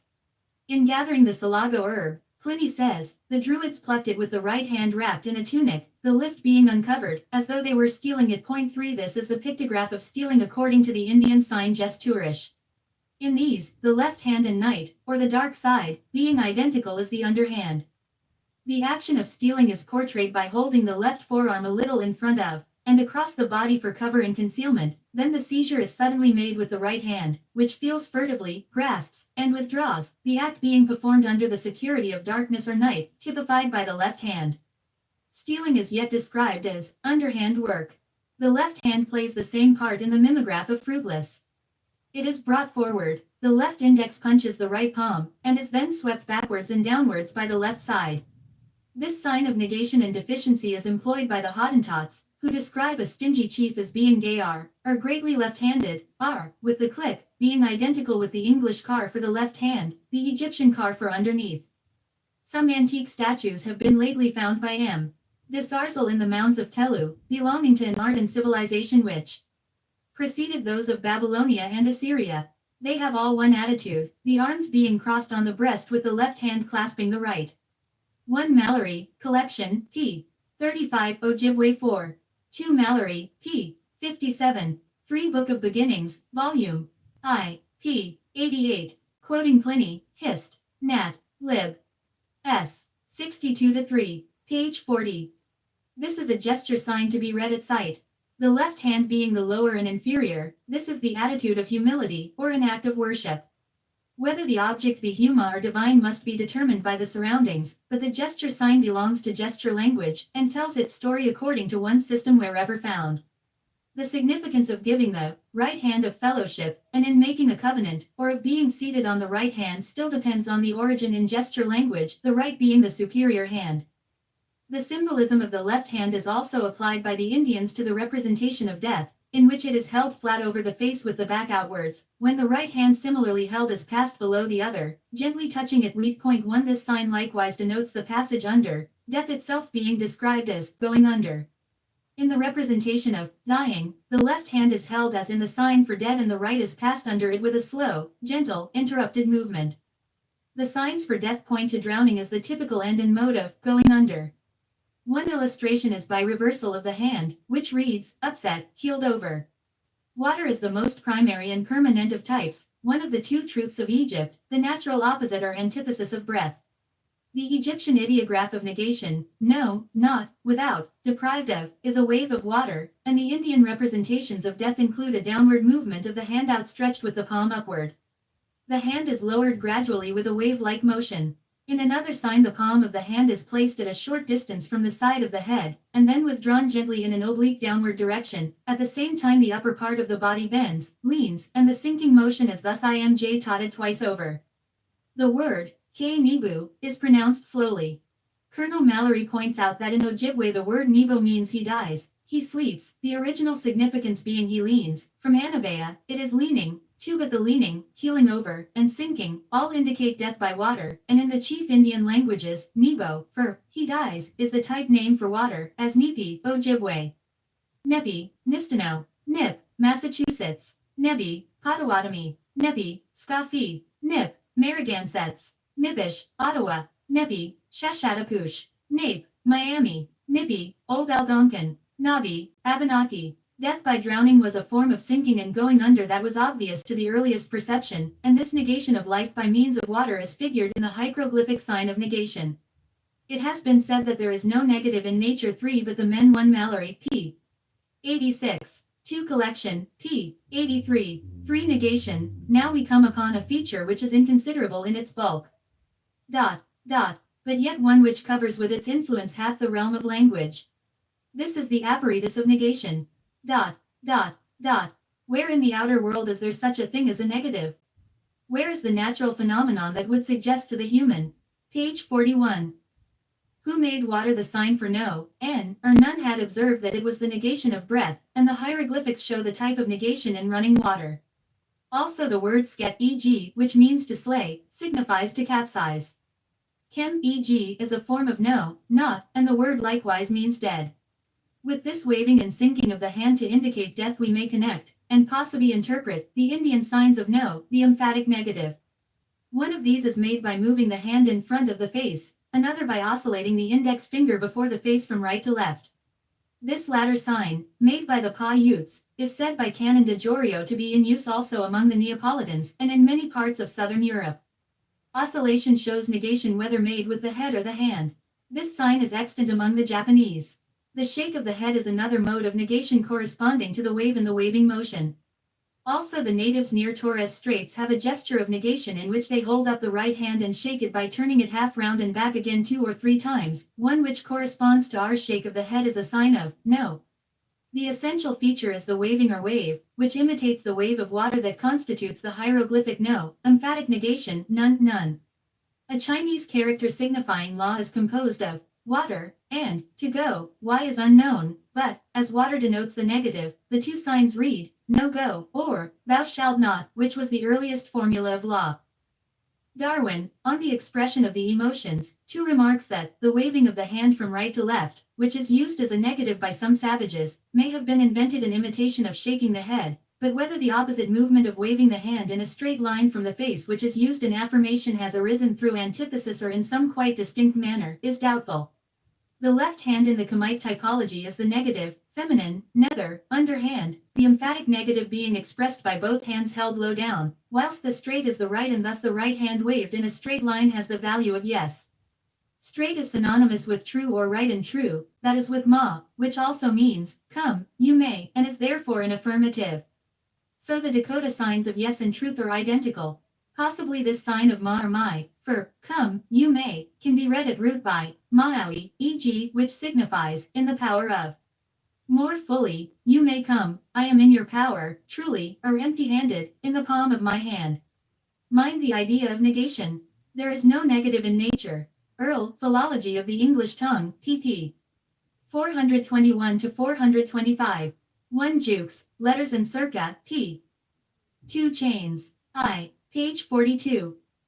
In the Egyptian ideograph of the verb to pray and beseech, the palms of the 2 hands are presented outward, showing that the hands are empty. In a similar manner the sound of kui, which the Australian settlers have adopted from the natives, affords its intimation. In the Yara dialect the word kui signifies, alone, or, I am alone, and this intelligence is first uttered by the messenger from one tribe to another whilst he is yet a mile from their place of encampment. In the Apache, Comanche, Kiowa and Wichita sign, the palm of the right hand is afterwards thrown against the horizontal palm of the left hand, showing in another way that both hands are empty, although only one was lifted in invitation. This reading may be illustrated by the Yoruban saying, the palm of the hand does not lie, or it never deceives one. The same fundamental meaning survives in the phrase of clear or clean-handed. The Egyptian ideograph of peaceful and gentle actions is the arm with the hand fallen thus. Whereas the determinative of forcible actions is the clenched hand uplifted. The Indian intimation of no, not, negation, is conveyed by the hand being waved in refusing to accept the idea or statement presented. This action is in keeping with the hieroglyphic sign for no, not, negation, with the 2 hands waved apart and extended palm downwards on known currency. In the Dakota sign 67, the hand is held flat and pointing upwards before the right side of the chest, then thrown outward and pressed down. Also there is a strong coincidence between the negative particle, ma, given by Landa, and the Egyptian emphatic negative. According to Fornander, the same gesture sign for no prevails throughout Polynesia. He says, ask a person if he had such or such a thing, and, 2 to 1, instead of saying, no, he will turn his hand or hand's palm downwards, in sign of a negative answer. 1. This figure of negation, of forbidding and prohibiting represented by the hieroglyphic unknown currency is yet made by our railway signalman for staying the train and preventing it from starting. It is still the no of gesture speech. The explanation is given by Captain Burden of the Indian Signs for Truth and Life is sufficient to affiliate the gestures to the two truths of Egypt, which are manifold in their application as two aspects or phases of the one idea, such as yes or no, before and behind, good and bad, right and wrong, the dual justice or twofold truth. Captain Burden says the forefinger extended straight from the mouth is the sign for telling truth, as one word, whereas 2 fingers denote the double tongue or a lie. Truth is that which comes straight from the heart or mouth. Speaking the truth is straight speech. Point 2 among 1 volume. I. p. 243. 2 Mallory, Ojibwe, I. Page 43. The koi law means that which is straight, right, true, in a straight line, in exact agreement with Maya, for the law is inflexible rule. Also the gentleman's or great man's word is the true word amab. Point 1 Although comparatively superseded by the cubit measure, yet the finger is at times found to be an Egyptian determinative of Ma, the true, truth, or goddess of truth. Ma signifies to stretch out protender, to hold out straight before one, just as the Indians extend the finger. This stretching out straight is the sign of right rule, the finger being an early form of the rule measure, or the straight, right, and true. All the meanings meet in the Zenderezu for rule, straight, right, true, and the name or the finger. The extended finger was the rule sign of truth, of Ma, which has 2 phases, positive and negative, or true and untrue, the untrue being indicated by the second finger as the dual Ma. If we read Mahdi as Makti, that is double tongue. Here it may be remarked that one sign of Ma is the hand outstretched in offering the sign of stretched out, but not of hand, and that the Mexicans portrayed a hand, Ma it, to signify the sound of Ma, and not the word hand. The Egyptian ankh, to pair, couple, clasp together, duplicate, naturally includes marriage, and, as we still say, the marriage tie. The ankh knot made in gesture speech by forming the loop with the tips of the thumb and forefinger. When goat's nose in Pantagruel 2 makes this sign by softly coupling the nails of the 2 members together, Pantagruel says the sign denotes marriage. This is the modern Neapolitan sign Fav, love, and was a sign of marriage and of Venus in Italy from remotest times. This sign of coupling, unity and marriage is made by Vishnu with his right hand, in the act of embracing Lakshmi with his left. Point 3 When the ankh tie was formed, that served the purpose, but the gesture made with the thumb and forefinger was first. The knot or tie ankh is a hieroglyphic sign of life and living. Ankh also means to clasp, and the Indian sign of life and alive is made with a particular mode of making the clasp with the thumb and middle root finger of the right hand. Point 4 In the sign for death Comanche, the gesture maker might be undoing the ankh sign of life as the instructions are.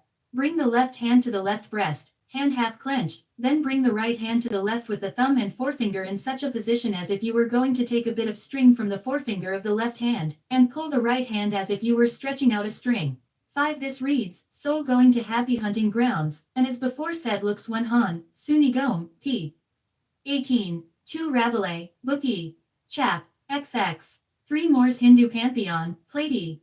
Fig. 1. 4 Dakota. 5 Mallory, Collection, pp. 20-84, page 44. Like the loosening of the ankh knot of life. Moreover, the untying in the sign of death is the right natural antithesis to the tie or clasp ankh as the symbol of life.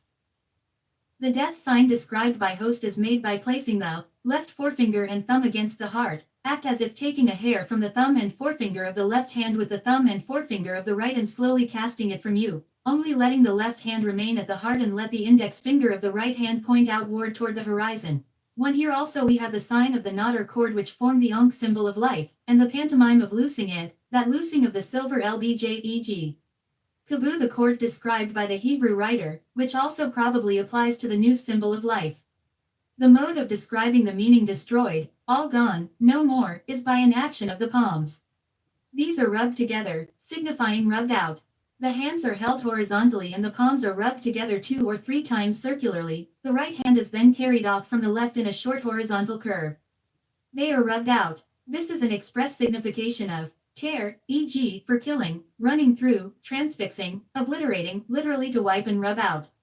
One mimeograph of the personal pronoun I, myself, is made by striking the breast repeatedly with the clenched hand, and it is not a sub that ank, e.g. the personal pronoun, the I the king, also means to clench or clasp the hand.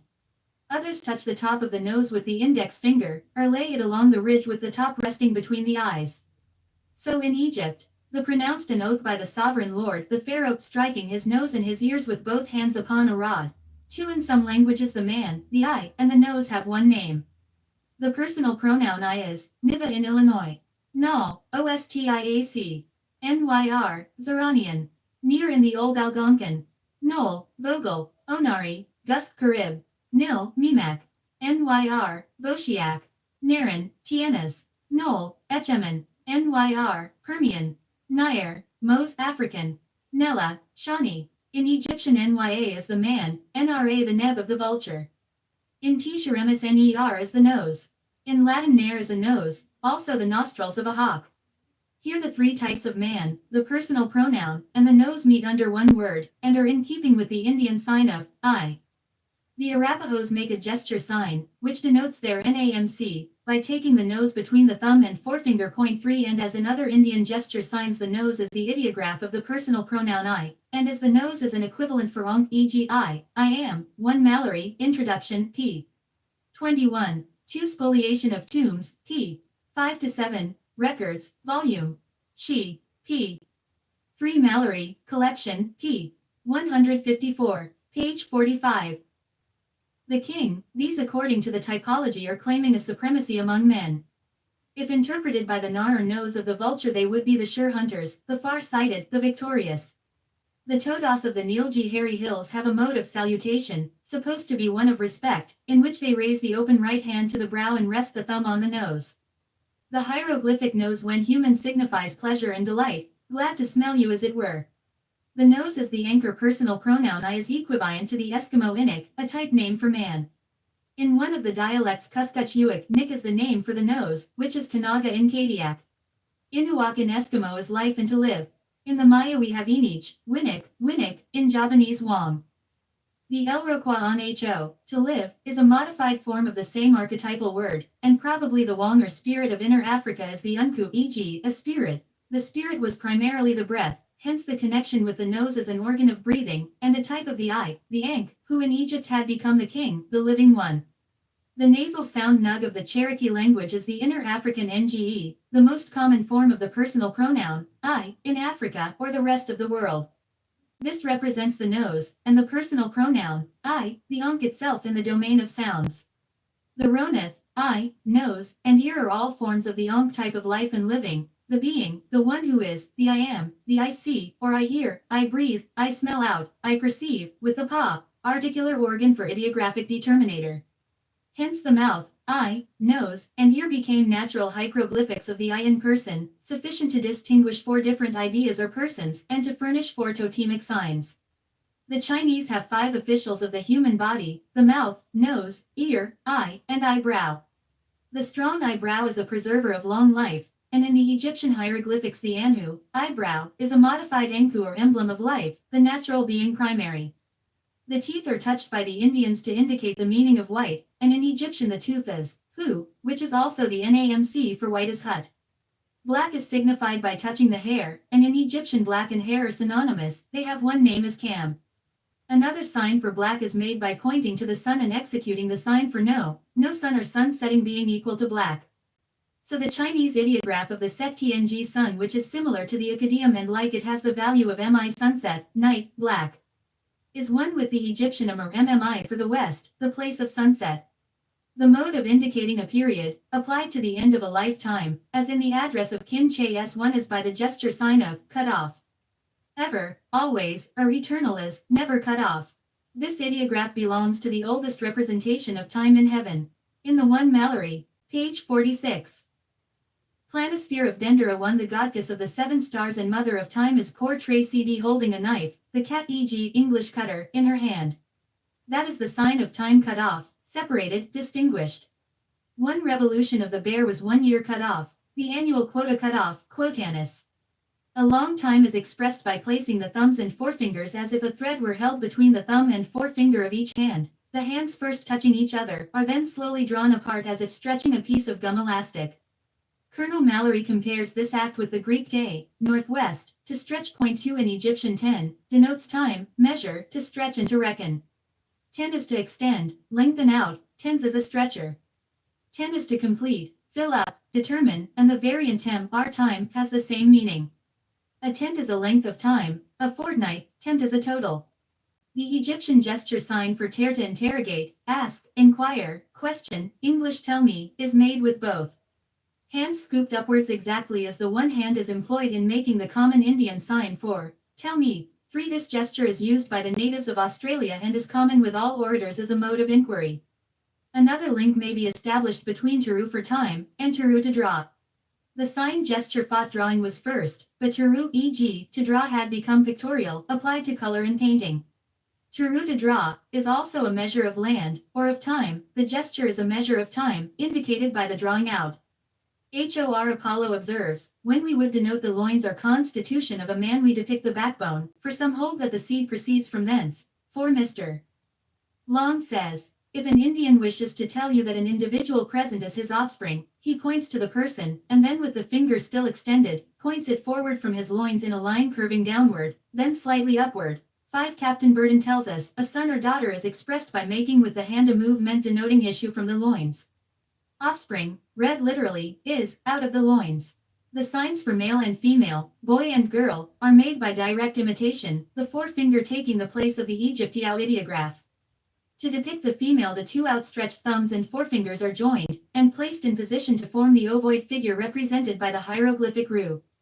The sign for the female is also made with an almond-shaped opening between the thumb and forefinger, with the tip of the one resting on the tip of the other. One sign for woman is also European. The left fore and second fingers are extended and separated with the other fingers closed. The thumb is then placed against the palm in such a manner that one played in B. Volume, E. 2 Mallory, address, 1881, p.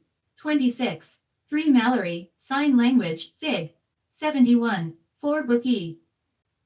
5 Mallory, p. 54, page 47. Top is visible in the crotch thus figured.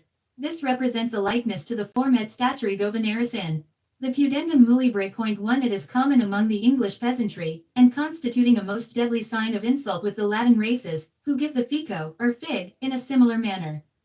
The insult lies in the gesture indicating the female, and reads, you are effeminate, behold your sign. So are English boys who shoot at marbles with the thumb tucked in are chaffingly said to play, cunny-thumbed.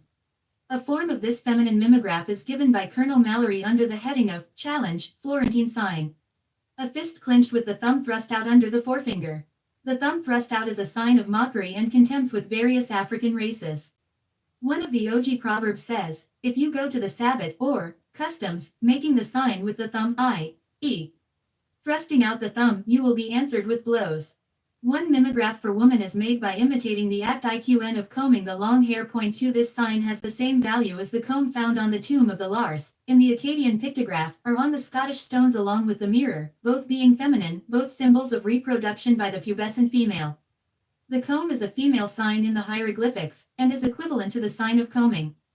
Another of the ideographs for woman is to point to or express the MHSNC.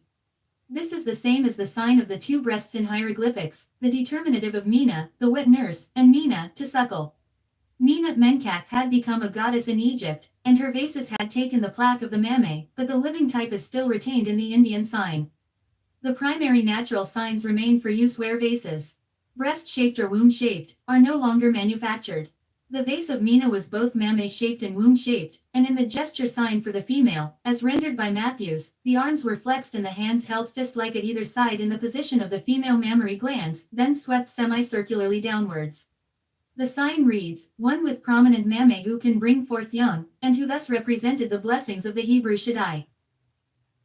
The vase of Mina was also imitated by making the cup shape over each breast. Point 3. The Egyptians indicated pregnancy in the female by a swelling abdomen, and the hieroglyphy is the same, although only drawn in gesture sign for the moment, when the Indian expressed the same fact pantomimically by passing the two hands slightly arched from the pubis in a curve upward and in toward the pit of the stomach, and thus depict the rotund shape of the abdomen. Point 4. For birth, delivery, to produce the child, the Egyptians represent the woman in the act of imaning the child, whose head and arms. 1 Mallory, collection, p.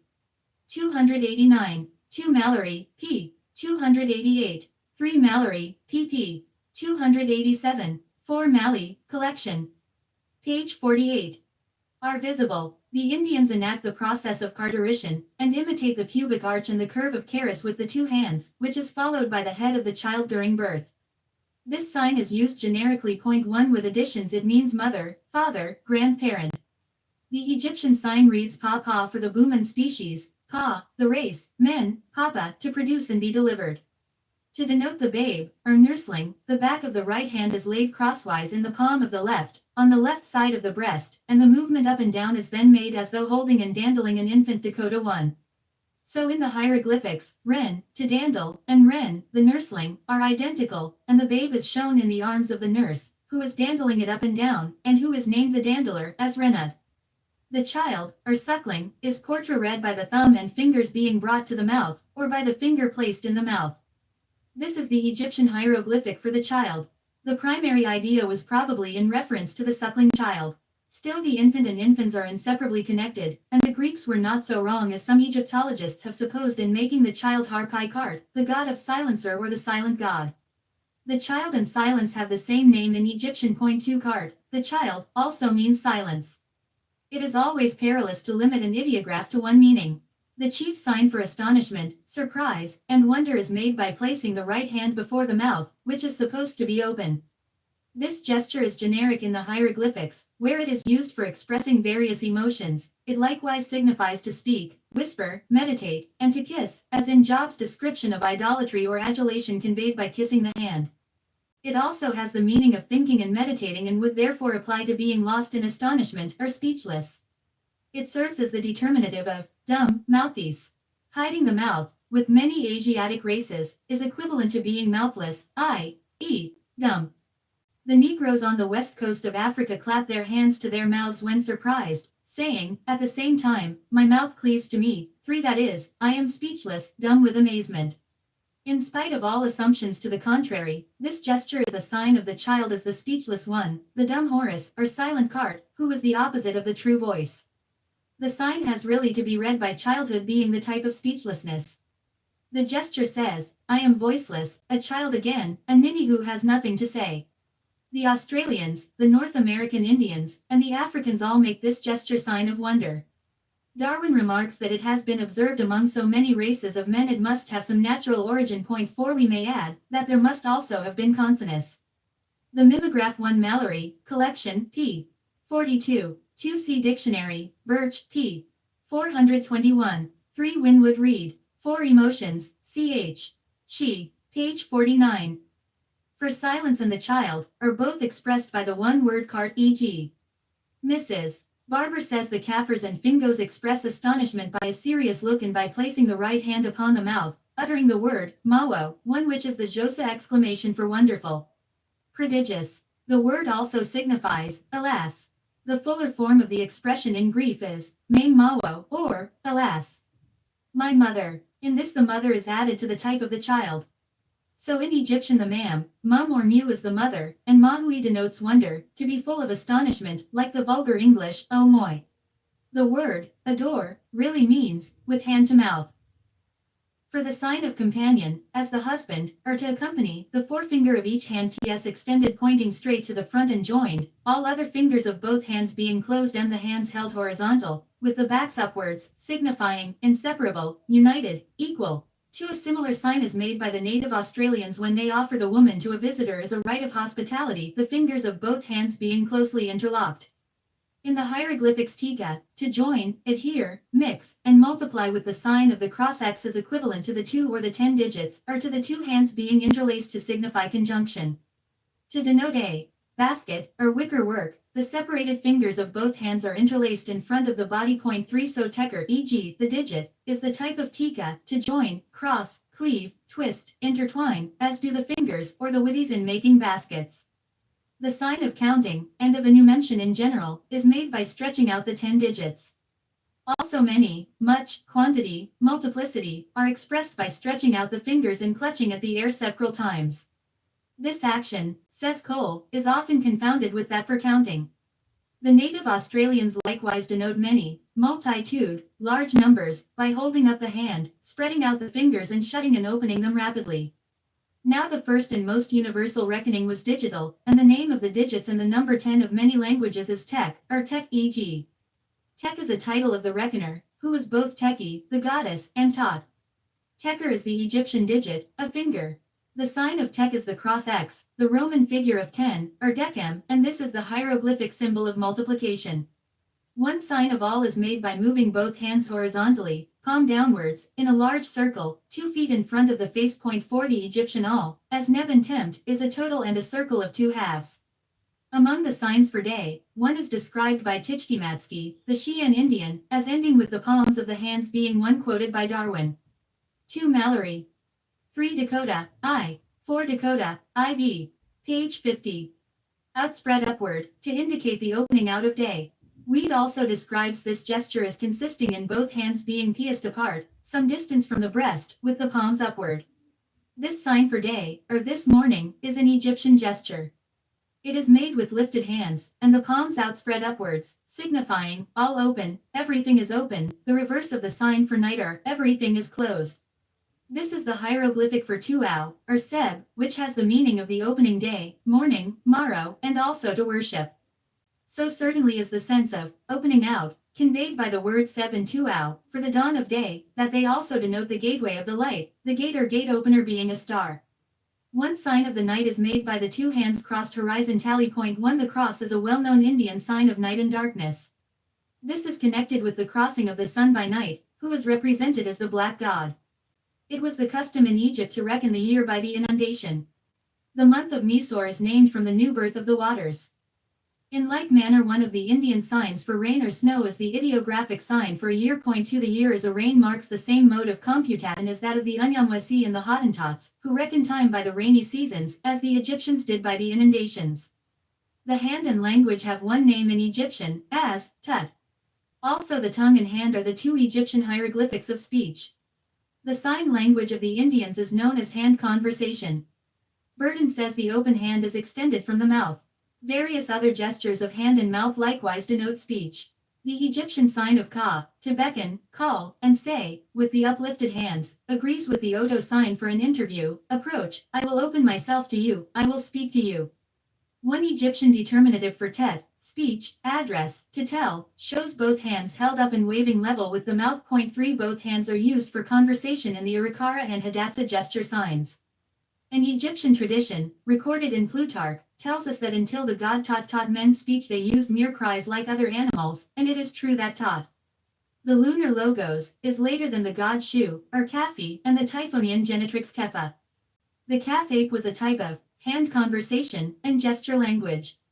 The ape is the hand of the gods, has the name of the hand, is the hand personified, and its name, calf, is the earlier form of ka, for calling and saying. Thus the hand is an earlier sign of speech in Egyptian mythology than the mouth or tongue is Tot, the lunar logos. In the scenes of the Hades appear 4 monkeys, each holding an enormous hand. Point 4 Moreover, the descent of the hand type can be 1 Dunbar. 2 Burden. 3 Bunsen, Volume, v. p. 520. 4 Book of the Hades, 11th Division. Page 51. Traced in language from the calf, monkey, to the human hand of Tot. One name of the oldest genitrix, the calf-nosed seedy hippopotamus, is Tept. Tept is the tongue, and she was depicted with her tongue lolling out as a symbol of utterance. Tept modifies into Tet, for the tongue, the human hand, and the later equivalent for calf, the hand, to take, to utter language. Typology and mythology agree in this beginning with the calf, which is solely African, and neither Asiatic, European, nor American. TEP and EG, YPTE and means to taste, breathe, inhale. It is also the name for the tongue and palate. This is a common type name for the tongue or mouth, the organ of taste, as, to, Koripo. Tepano, Yarura, Tavas, Cornish, Tope, Puris, Deba, Algar, Tepa, Comanche, Tib, Solani, Tafad, Welsh, TPA, Wehenisht, Tofo, in Polynesian, and Tovolea, Fijian, mean taste, Tabu, Fiji, is to be sweet to the taste, and Dovu is the sugar cane. Tebeg is the fig, the fruit that is sweet to the taste. In Santa Barbara salt is tipi, and in San Luis Obispo it is tepu. A variant of the word tef, e.g., tiffin, Cornish, is to spit, also tough, in Persian. The Indian sign for taste is to touch the tip of the tongue. Point 1 in the Xi'an gesture sign for sweet, the tip of the forefinger is pressed on the tip of the tongue. Point 2 the same sign is used for sour. The Dakota sign for sour includes spitting. Now the tongue tep was touched in tasting, and gave its answer in saliva before there was a word tep to express the sensation or to name the organ or the act.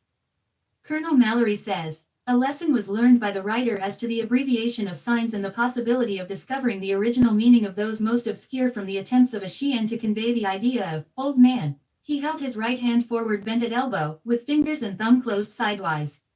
This not conveying any sense, he found a long stick, bent his back, and supported his frame in a tottering step by the stick held as was before only imagined.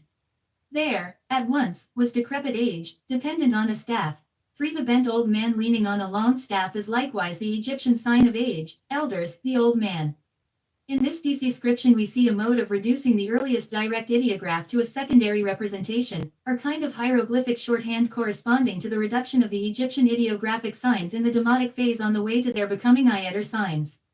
The mimic, finding the symbolic and secondary phase ineffectual, had recourse to direct representation, as we do when we revert to the primary gesture language. Point 4 In one-eyed manner the deaf mutes will contract and reduce the natural, or spontaneous gesture, into an artificial sign that loses all obvious likeness to the one burden.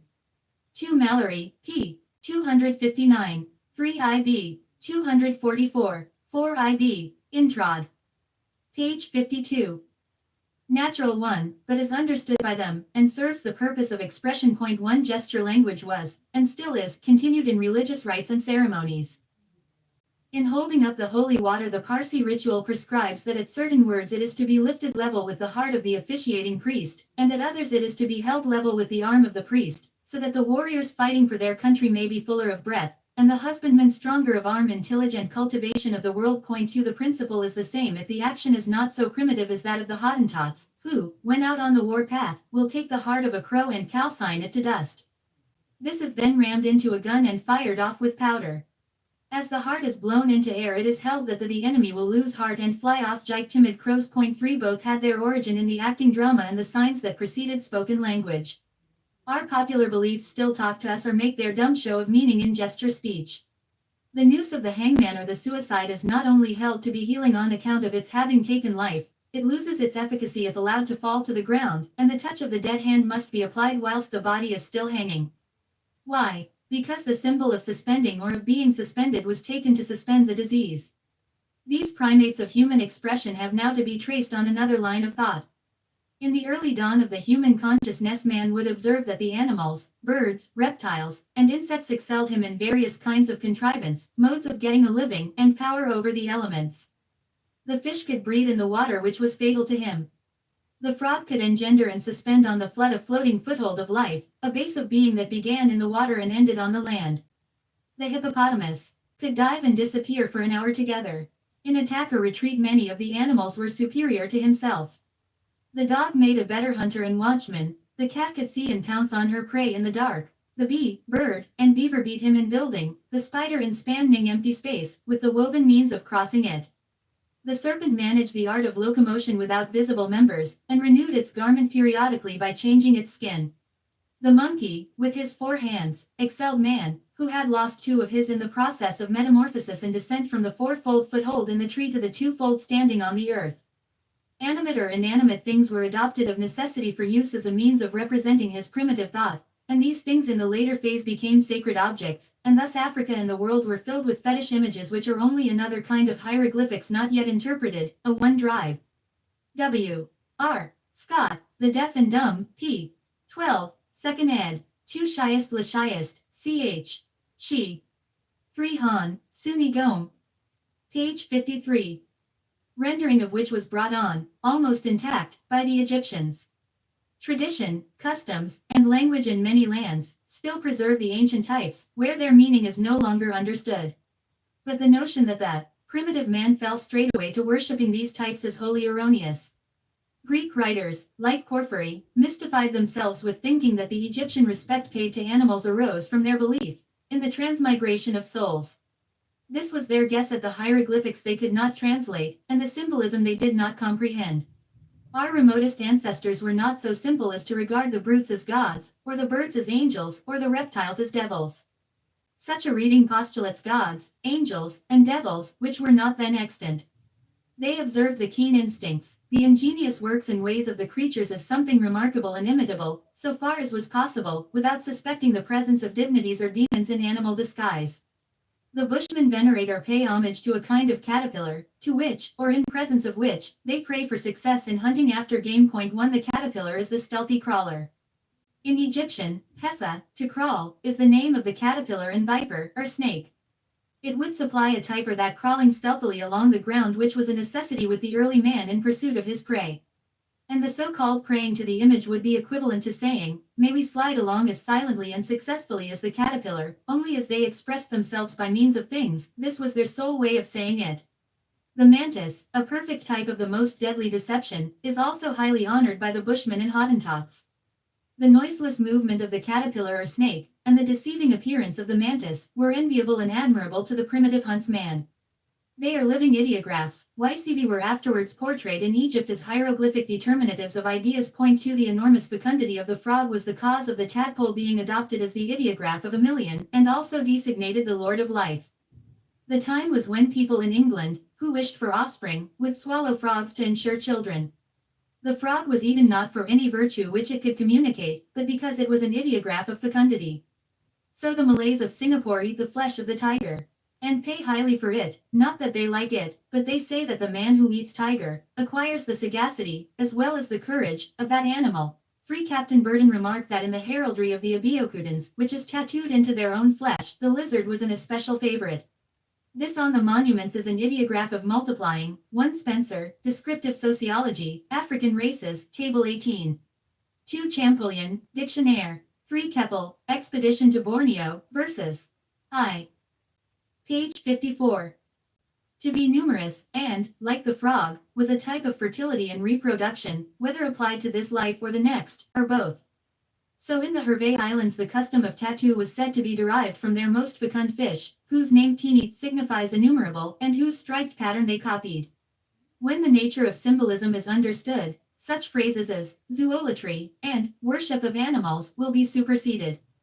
Animals were the living hieroglyphics, among the first figures of speech, and means of thinking thoughts, pictures painted by nature to illustrate the primary language. A bull man, a cow mother, a serpent woman, are modes of expression, ideographs adopted for use, having no necessary relation to animal or reptile worship.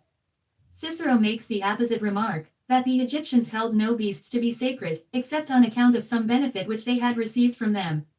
The barbarians, he says, paid divine honors to the beasts because of the advantages they derived from them, whereas the Roman gods not only conferred no benefit, but were idle and did nothing whatever to get their living one, as we say.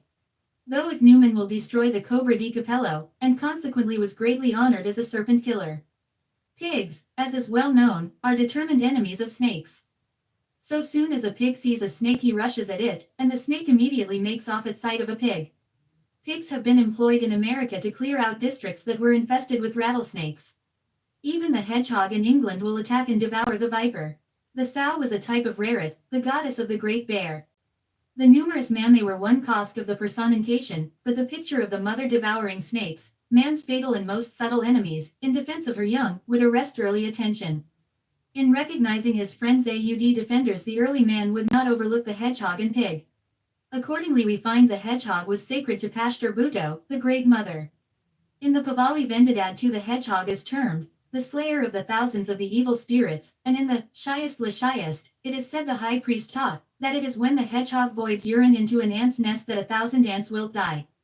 The ant being considered a noxious creature because it carried off grain. 3 The ibis received great honor from its destroying all deadly and venomous reptiles, so that any person who killed one was punished with instant death. The Thessalians protected the stork for the same reasons. 4 Darwin mentions the secretary hawk as having had his whole frame modified for the purpose of killing snakes with impunity. 5 This bird is named the Gxangjosi and Josa Kafir. It lives on snakes and other reptiles, and is protected by law from being killed. 61 Of the nature of the gods, B. I. C. 36. 2 She. 5. 3 Chains. X. 31. 4 Diad. I. 83. Pliny. X. 23. 5 Emotions. Ch. IV. 6 Davis. Page 55. Major Serpo Pinto in the account of his crossing Africa, tells us of an intelligent creature. He says no sooner does the traveler penetrate into one of the extensive forests of south-central Africa, than the indicator one makes its appearance, hopping from bough to bough, in close proximity to the adventurer and endeavoring by its monotonous note to attract his attention. This end having been attained, it rises heavily upon the wing, and perches a little distance off, watching to see if it is followed. If no attention be paid, it again returns, hopping and chirping as before, evidently inviting the stranger to follow in its wake, and when the wayfarer yields, it guides him through the intricacies of the forest, almost unerringly, to a bee's nest. Whether the action arises from the bird's desire to communicate the secret or to make a cat's paw of the newcomer, it is very arresting if true, and worthy of the land which we look upon as the nursery of the human mind. These birds were honored for work done.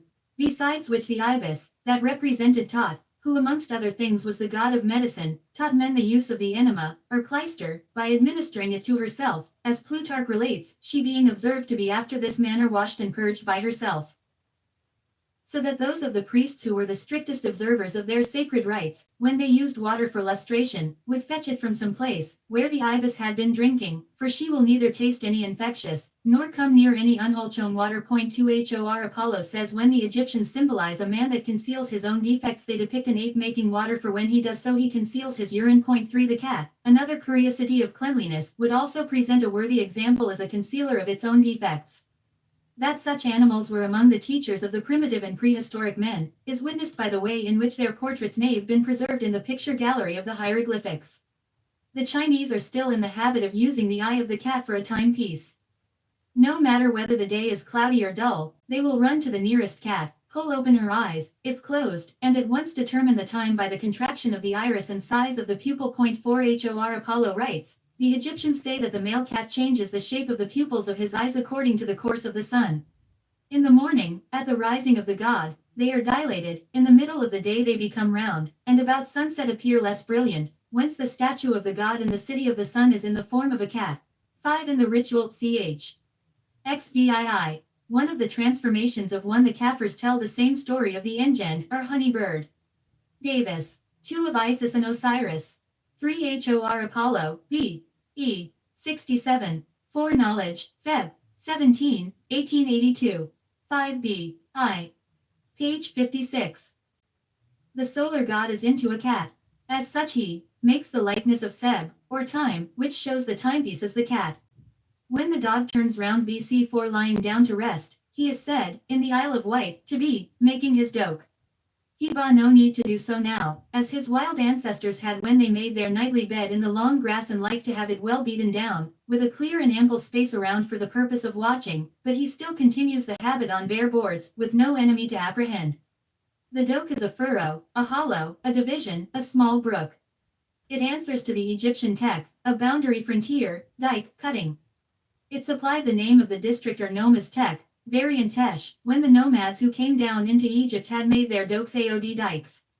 Doke and dog are synonymous for a boundary, fence, defense, that which encloses and guards, as the dog irons fence the fire.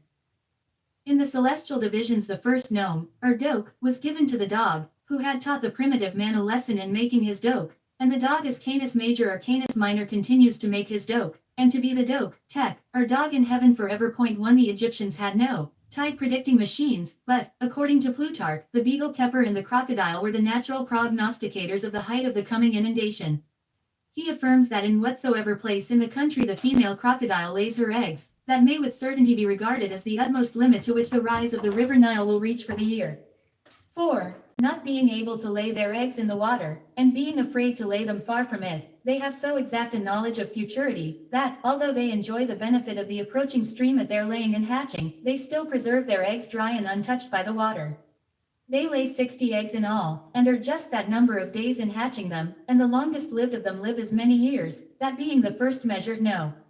60 made use of by those who are employed in the celestial reckonings. To the crocodile was also honored as a purifier of the holy water of the Nile. Gerald, in his book on British birds, tells the story of a swan on the river at Bishop Stortford which was sitting on 4 or 5 eggs. One day, previous to a very heavy downpour of rain, she was observed to be most diligently adding to her nest, which she raised some 2.5 feet higher. That night the rain fell and the flood rose, but her nest had lifted the eggs just beyond the coming water's reach, and they were safe. Man had no such prescience of impending danger. He made no preparation, but the swan did. 31 The dog. Tek, or Tok is a name of Tot, one of whose types is the dog. The name is applied to the tongue of the balance which was represented by the cynocephalus as well as by the vase. The dog is the tongue or voice of the gods. But Tek i.e.g. means the adherer, a most appropriate name for the dog or doggy. 2 of Isis and Osiris. 3 Gerald, British Birds, Volume E. 207, 2nd ed. Page 57. The beetle, in Egypt, during the inundation, would have been washed out of life altogether but for its archaic cunning in making ready for the waters by rolling up its little globe, with the seed inside, and burying it in the dry earth until the inundation subsided. How they must have watched the clever creature at work. No font of letter type employed in radiating human thought could shed a clearer light of illustration on the idea of resurrection from the earth than this living likeness of the process of transformation into the winged world. How the primitive man observed the works and ways and ongoings of the intelligence thus manifested around him, how he copied where he could and gradually found a line of his own in the scheme of development, how he honored these his early teachers and instructors, and made the it forms the pictures of the primal thoughts which they had evoked from his mind, is at length recorded in the system of hieroglyphic symbols and mythology, and the illustrative proofs are extant to this day. One of the workers that caught the attention of primitive men was the spider, as the spinner. In Inner Africa, the 10-legged spider, called Anans in Ashanti, serves as the type of the creator of man. This can be interpreted: the spider, as the first weaver, made the suspended woof. Heaven is the blue woof, the weaver of which was therefore the spider, according to the typology. They always represent Anans as talking through his nose. The nose is an organ of breath. The god Khnef is called the breath of those who are in the firmament. Anans, as spinner of the blue woof above, was a deity of breath, or the nose is a type of life. The spider is an object of great reverence with the Maori, who are most careful not to break any webs or gossamers. The Bishop of Wellington said their priests taught that the souls of the faithful went to heaven on gossamer threads. 1 The insect's name will show how this was to mistake the typology. The spider, in Maori, is the punga werwer, from punga, to anchor, and werwer, to be suspended. Thus it was the type of an anchorage above. Poetry has no finer image. This type of the spinner is British as well as African, and by the type we can explain the custom of shutting up the large house spider alive in a pillbox or in a nutshell, to be worn round the neck as a cure for ague. The type of spinning and reproducing from itself is laid hold of as the representative of disease, for when shut up it cannot go on spinning, nor sustain itself, and as it dies the disease is supposed to be suspended and to die out. The type is one whether it represents the good or the evil power.